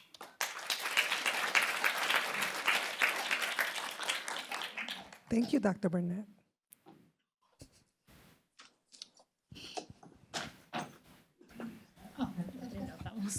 Oh, sorry. Thank you. That was a really, really interesting talk. I was just curious, because I was at some talks on AI for clinical decision making. Do you think that this replaces the clinician? Because some of the models are showing that that these models plus physician underperform compared to the model alone. Oh, so this is a really interesting question because it kind of depends on when you put it in place and how good the models are. So sometimes, especially in breast cancer, this is which was one of my specialties, they would show that the model was really, really good at like these subtle, small breast cancers that the clinician may easily miss. But then when it came to like really, really obvious problems, or alternatively just problems that a radiologist would see in a scan that aren't breast cancer, so they weren't coded that way in the data, things like just there is an enormous tumor so big that it's not the kind of data we even trained on, those were easily missed by AI. So for things that are just so obviously wrong, it often will miss those. So that was one of the things where having something like this helps. And the other reason having something like this helps is because in those cases, sometimes you don't know if you're saying, for example, like a breast implant. If you see that and it's like coded and somebody thinks, like the AI says, oh, that looks like a tumor, but then you get it in front of a person who says, well, this is obviously not a tumor, then that's very, very easy to work with if you have a system that can explain why it made that decision. But without that explanation, you really lose that. So in some ways, this is really designed to be better at that human-AI collaboration and definitely not a replacement style system.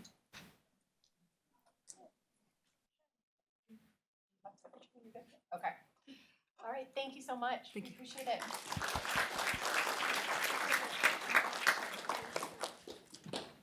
All right, everybody, we're going to break for lunch and posters. Remember, the posters are on both floors, so please make your way up to the second floor. We're going to come back at exactly 1:10. We've got an awesome panel discussion for you. And we're going to go to the breakout sessions, afterwards. I need coffee. Also, if somebody lost glasses, they're at the registration desk, so just keep in mind if you lost your glasses, they're there.